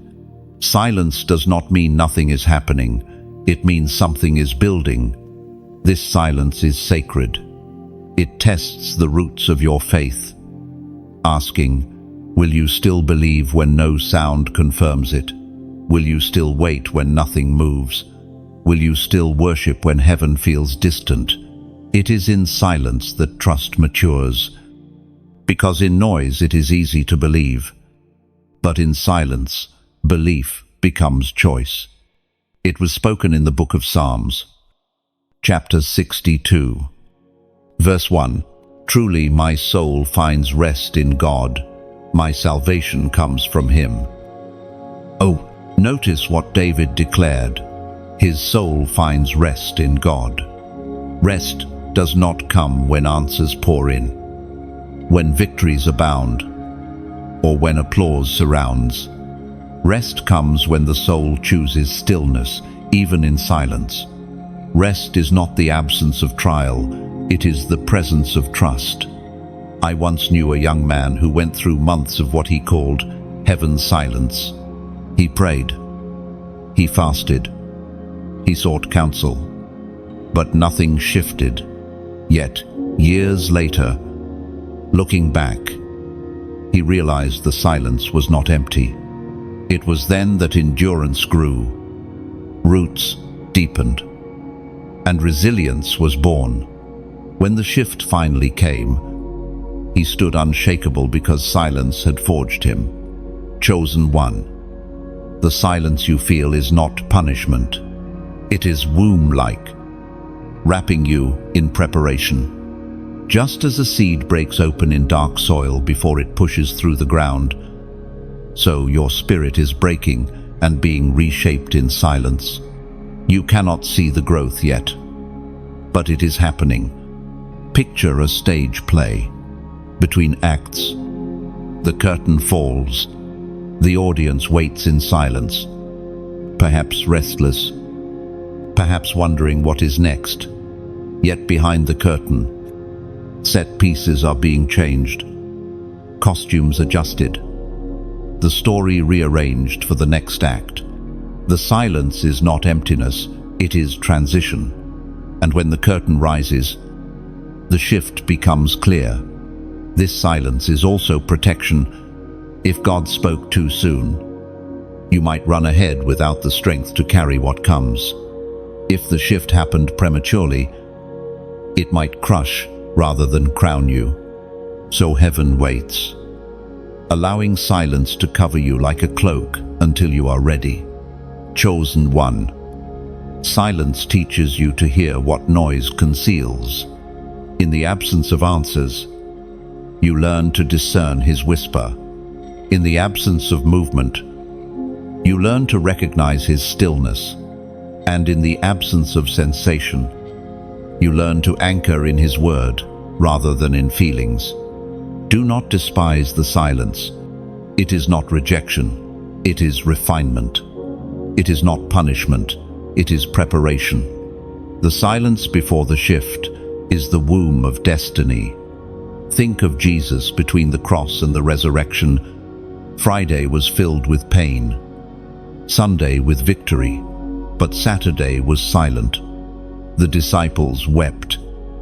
The earth trembled, but heaven was quiet. Yet, in that silence, the greatest shift in history was underway. Hell was being plundered, death defeated, resurrection prepared. The silence of Saturday did not mean nothing was happening, it meant everything was. So too with you.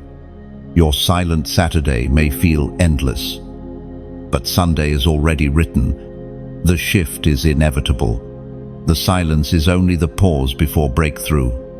Chosen one. When silence lingers, hold steady. Do not interpret heaven's quiet as abandonment. It is strategy. It is timing.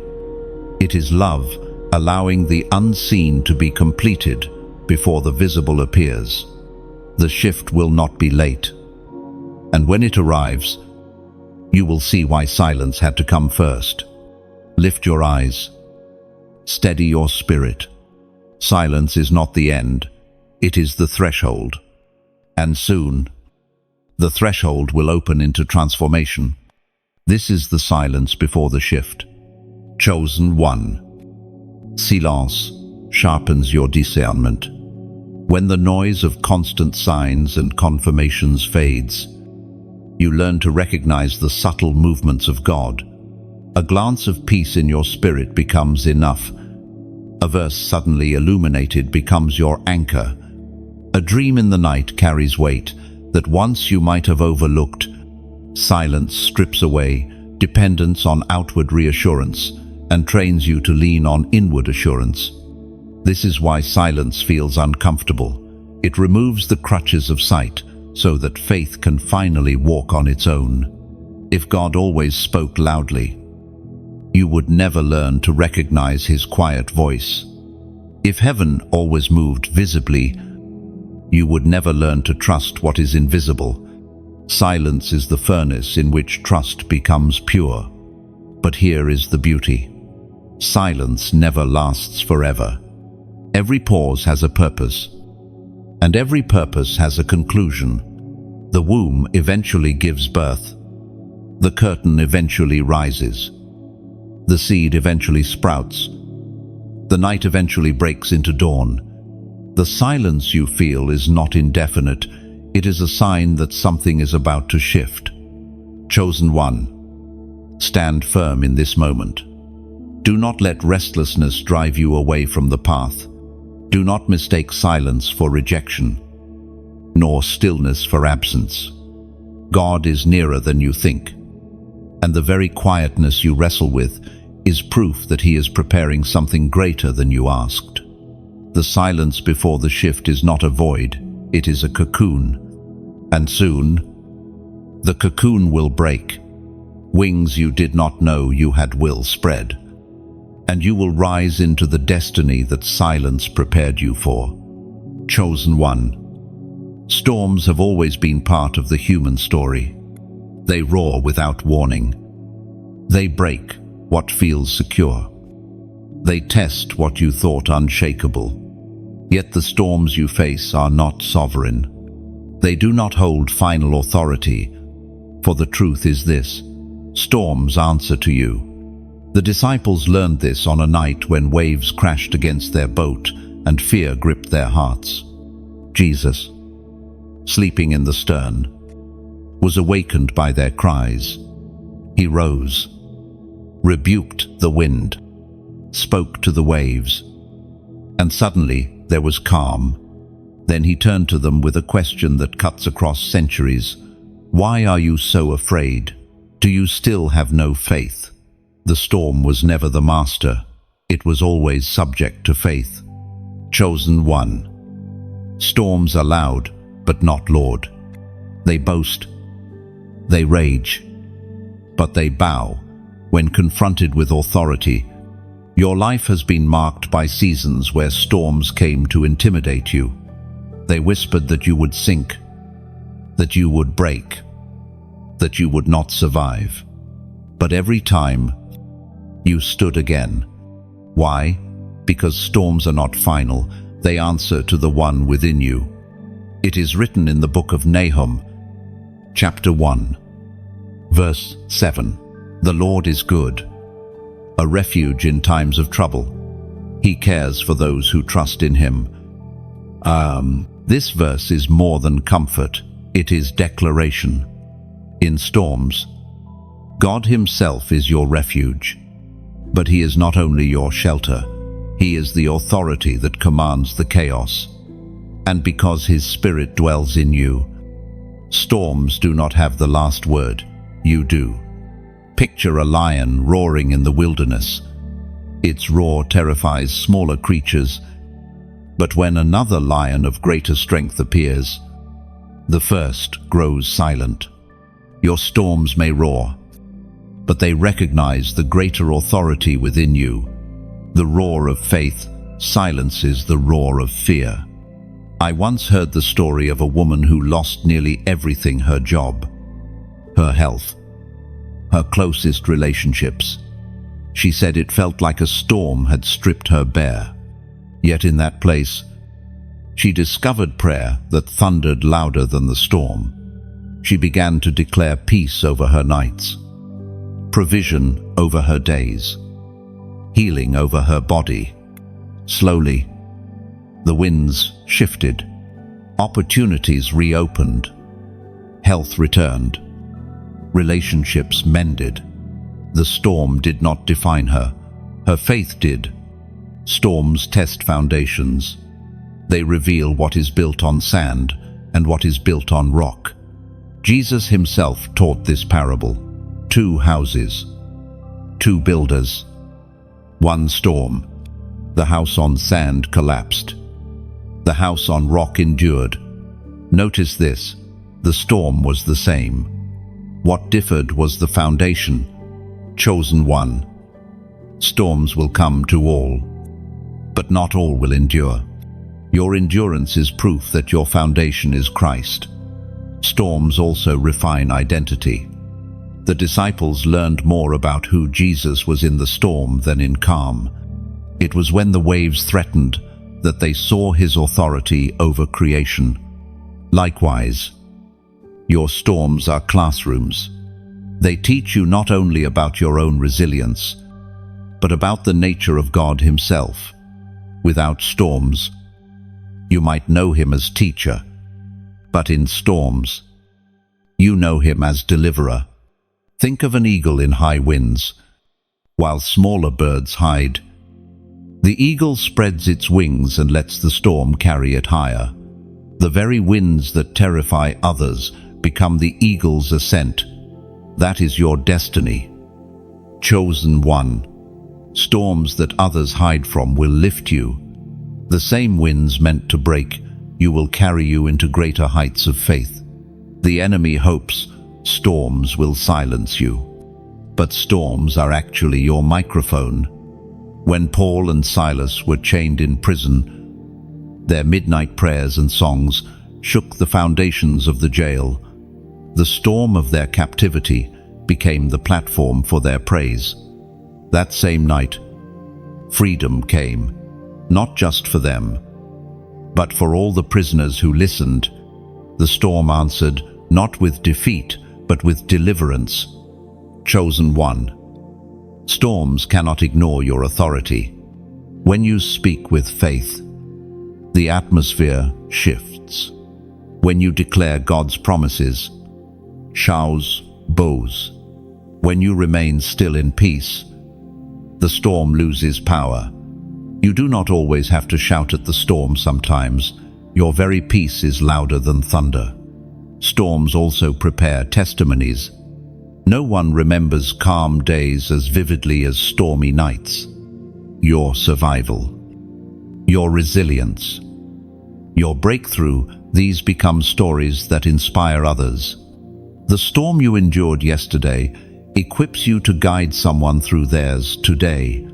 What terrified you then now becomes your authority. You can look another in the eye and say, I know the waves are real, but so is the one who commands them. Chosen one. Storms cannot cancel destiny. Jonah ran, and a storm arose. Yet even that storm was not meant to destroy him. It was meant to redirect him. Sometimes storms come not because you are forgotten, but because you are chosen. They push you back into alignment, into obedience, into destiny. What feels like chaos may actually be course correction. Picture a seed caught in a storm. Winds blow, rains fall, soil shift. Yet the pressure of the storm drives the seed deeper into the ground. Later, roots emerge stronger because of what the storm pressed. Likewise, you are being driven deeper into God. Roots digging where calm would never have forced them. This is why storms ultimately answer to you, not because of your strength, but because of his authority in you. You carry the same spirit that calmed Galilee's waves, the same authority that silenced winds, the same presence that made demons tremble. When storms see you, they see him. So do not fear the next storm.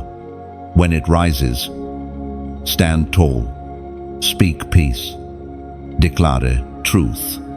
Spread your wings like the eagle and let the winds lift you higher. Remember, storms are temporary, but your destiny is eternal. Chosen one. Storms will come, but they will also go. They are loud, but they are not lasting. And in the end, you will not remember the roar of the storm. You will remember the voice of the one who calmed it. and the strength he revealed in you. Chosen one. There is no mistake about the timing of your life. You could have been born in any century, in any era, in any culture. Yet heaven chose now. You were not misplaced. You were not late. You were not early. You were born for this hour. This hour is unlike any other. Darkness grows bold. Confusion spreads like wildfire. And truth is mocked by many. Yet in the midst of this, God raises voices, lights, and warriors marked with His Spirit. You are one of them. You carry something not suited for yesterday, not delayed for tomorrow, but designed precisely for today. It was spoken in the book of Esther, chapter 4, verse 14. And who knows but that you have come to your royal position for such a time as this? These words were spoken to Esther when the fate of her people hung in the balance. She could have remained silent, comfortable in her palace, pretending the crisis was not hers. Yet she realized the truth. Her life, her placement, her very existence in that moment was not coincidence. It was calling. The same is true for you.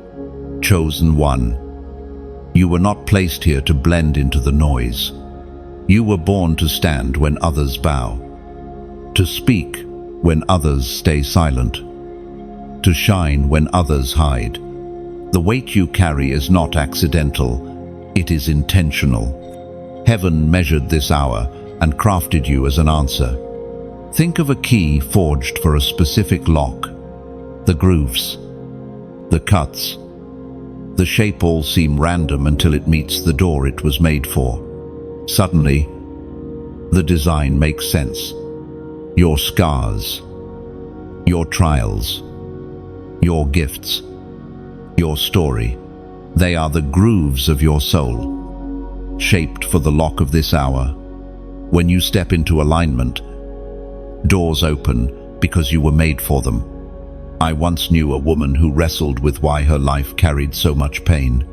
Years later, she found herself mentoring young people walking through the very storms she had survived.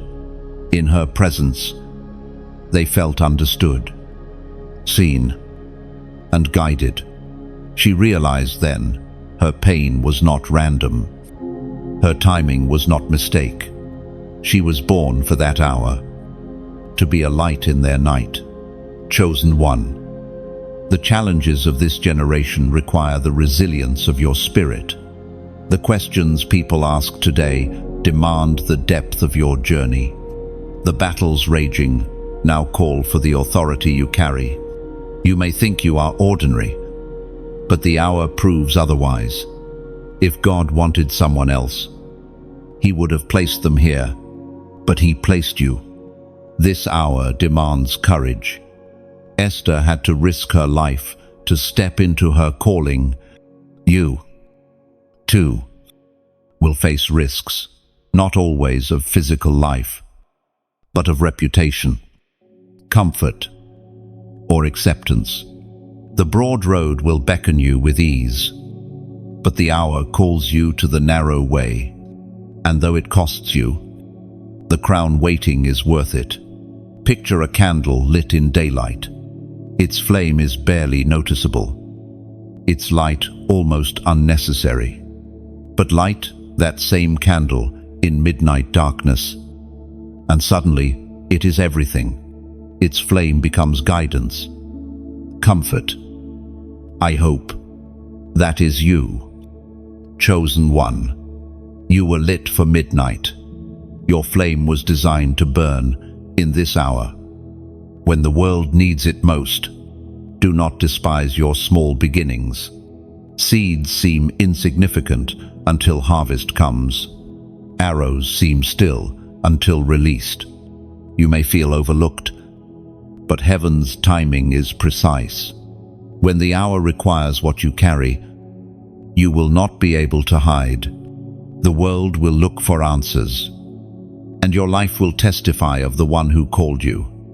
This hour is also your test. Will you rise or retreat? Will you step forward or shrink back? The silence of Esther would have meant destruction, but her courage meant deliverance. Likewise, your decision matters. Someone's freedom may hinge on your obedience. Someone's destiny may awaken because you spoke. Someone's hope may survive because you endured. Chosen one. See the privilege in this calling. Many before you longed for this hour, but were not chosen for it. Prophets glimpsed it. Martyrs prayed for it. Ancestors dreamed of it. Yet heaven saved it for you. That is not burden, it is honor. Think of a relay race. Runners before you have carried the baton faithfully, passing it through centuries of faith. Now it rests in your hand. The race is not finished. The baton cannot be dropped. And the hour is now yours. You do not run alone. You run with the strength of generations behind you and the hope of generations ahead of you. This hour also requires clarity. Distractions will try to steal your focus. Fear will try to paralyze you. And compromise will try to dilute you. But remember, you were not made for confusion. You were made for clarity. Your steps may seem small, but when aligned with heaven, they resound with authority. Chosen one. You were born for this hour, not to survive, but to shape it. You carry heaven's fragrance into earth's chaos, heaven's authority into earth's storms, heaven's wisdom into earth's confusion. Every time you choose obedience over compromise, light breaks into darkness. Every time you lift your voice in truth, translucent. Every time you endure, heaven advances. So do not shrink back. Do not despise your placement. Do not curse the hour. The fact that you are here, breathing, alive in this moment is evidence enough. You are chosen for now. And because heaven chose you, nothing in this hour can overcome you. Stand tall. Lift your head. Walk forward. You were born for this hour. And this hour will prove the reason you exist. Chosen one. Never forget, timing is heaven's language. Your very breath in this era declares that you are not misplaced. You are aligned with eternity's calendar. And as the hour unfolds, your courage will echo beyond your lifetime. What you choose now becomes a legacy. Others will walk in. Chosen one. Awakenings are not events that merely happen around you. They are transformations that begin within you. Before nations shift, before cultures turn, before families are restored. The Great Awakening must first take root in your own heart. It does not begin with crowds. It begins with whispers. It does not start with noise. It begins in silence. It does not depend on others. It begins with you. This awakening is not about gaining something new, but about remembering what was always within you. Destiny has been written in your spirit since before time. But life's wounds, disappointments, and distractions buried it beneath layers of fear and forgetfulness. The Great Awakening is the Spirit's way of shaking you until those layers fall, revealing the brilliance that was always there. It is written in the book of Ephesians, chapter 5, verse 14. Wake up, sleeper, rise from the dead, and Christ will shine on you. This is heaven's call to your spirit. Wake up, rise up. Do not live half asleep, unaware of who you are or what you carry. The light of Christ is not meant to flicker faintly in you, it is meant to blaze. But the flame awakens when you do. Chosen one. The awakening within you often begins with restlessness. You feel unsettled with what once satisfied. You notice hollowness in distractions you used to enjoy. You sense there must be more, though you cannot yet name it. That restlessness is not failure, it is invitation. Heaven is pulling at your soul, whispering that the hour has come. I once knew a man who lived comfortably, content with routine faith. But suddenly, something shifted. His prayers deepened. His hunger grew. His nights became restless until he sought God with desperation. That season birthed a transformation in him so profound that his family, friends, and even strangers noticed. He hadn't joined a movement, he had become one. That is the great awakening. It begins inside, but it refuses to stay there. This awakening breaks chains you thought permanent. Addictions crumble. Lies lose their grip. Cycles of shame collapse. It does not happen because you strive harder, but because light floods in. Darkness cannot argue with dawn. It must retreat. The awakening is not effort, it is encounter. Picture a field of dry grass. For months it lies dormant, colorless, seemingly dead. Yet beneath the soil, roots wait. Then rain falls, sun shines, and suddenly the entire field bursts into life. That is what awakening feels like. What seemed lifeless within you comes alive again. Hope rises. Vision clears. Joy returns. Chosen one. This awakening is not only for your sake, it is for the world around you. When you awaken, others take notice. Your courage stirs theirs. Your fire lights theirs. Your awakening becomes contagious, spreading through circles, communities, even nations. History has proven this. Revivals that shook continents always began in the heart of one awakened soul. Do not wait for others to awaken first. Do not postpone until conditions look favorable. The awakening must begin now, in you. Even if no one else joins immediately, your light is enough to pierce darkness, and once lit, it will draw others. The awakening also calls you into deeper surrender. Old compromises will no longer feel tolerable. Old fears will no longer hold weight. The spirit within will press you toward holiness, not as a burden, but as freedom. You will crave purity because awakening cleanses appetite. What once tempted you will lose its flavor, and what once bored you like prayer, worship, Scripture will become your greatest delight. This transformation is not shallow. It reaches the core of who you are. Identity once blurred becomes sharp. Purpose once doubted becomes undeniable. Strength once hidden rises. You begin to see yourself not as broken or forgotten, but as chosen, sealed, awakened, chosen one. Remember, awakening is not always dramatic. Sometimes it looks like tears in the quiet of your room. Sometimes it feels like a sudden courage to forgive. Sometimes it is simply the steady peace that will not leave. Do not despise small signs of awakening. They are the sparks that grow into wildfire. Think of Lazarus. He lay in the tomb 4 days, lifeless, hopeless. Yet one word, "Come forth," awakened him. He stumbled out, still wrapped in grave clothes, but alive.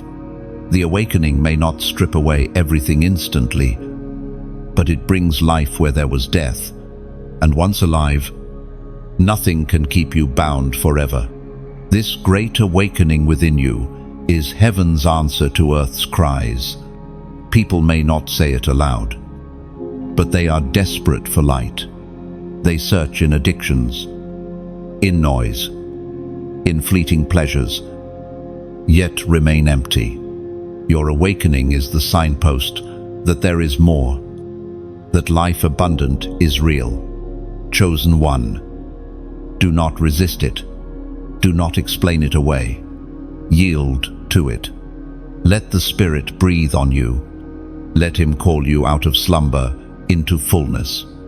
This is your moment, not tomorrow, not someday, but now. The great awakening within you is the beginning of everything you were born for. Let it rise. Let it burn. Let it shape you into the living testimony heaven designed.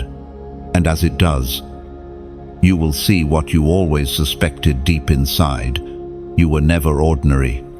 You were always chosen. You were always meant for this. And now, awakened, you will walk fully in it.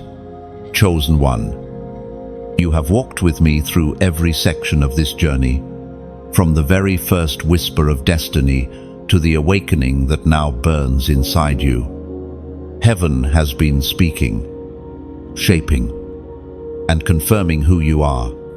This is not coincidence, not accident, not random scrolling. This has been a divine appointment. Look back at the path we've traced together. You were called. You were refined. You were tested by fire. You were carried through storms. You were sealed, crowned, and awakened. None of this was theory. It was testimony. Every word was a mirror reflecting the truth already written within you. And now, at the end of this script, I must tell you, your story is not ending here. It is just beginning. The great awakening within you is not meant to stay in words. It must become action, rhythm, lifestyle.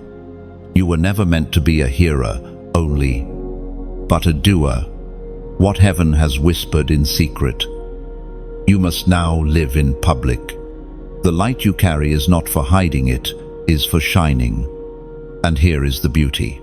You are not walking this road alone. Others are rising with you. A hidden army of chosen ones scattered across the earth.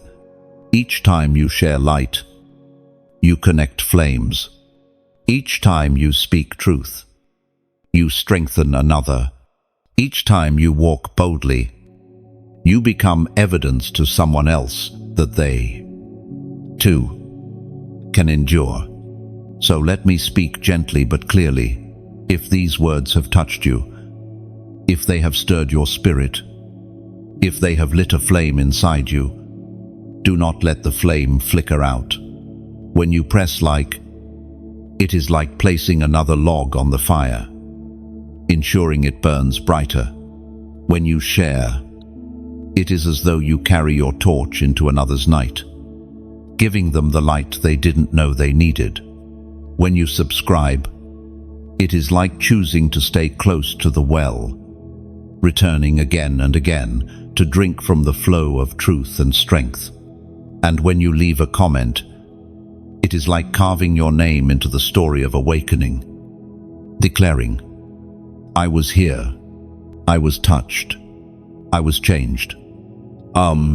These actions are not obligations, they are acts of alignment. They are ways of saying yes to what has already begun within you. They are ways of multiplying light across countless lives you may never meet, but will impact nonetheless.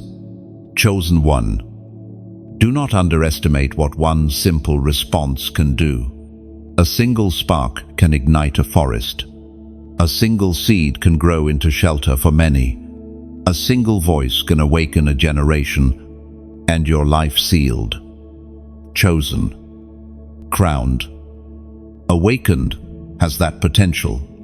So as we close, let this not be the end, but the continuation. Carry these words into your days. Let them shape your choices, guide your prayers, fuel your courage. You are chosen for this hour, and heaven has invested too much in you for you to shrink back. Now, stand tall, light bearer, walk boldly, crown carrier, live awakened, sealed, and unstoppable, and let the world see, through you, the undeniable truth. God still chooses, God still calls, God still crowns, and God still awakens. This is your hour. This is your calling. This is your story. And the best chapters are yet to come. So, before you leave, take one prophetic step. Comment below. Light still shines. These 3 words are your declaration that the flame within you will not go out, and that you agree to let the light shine through your life.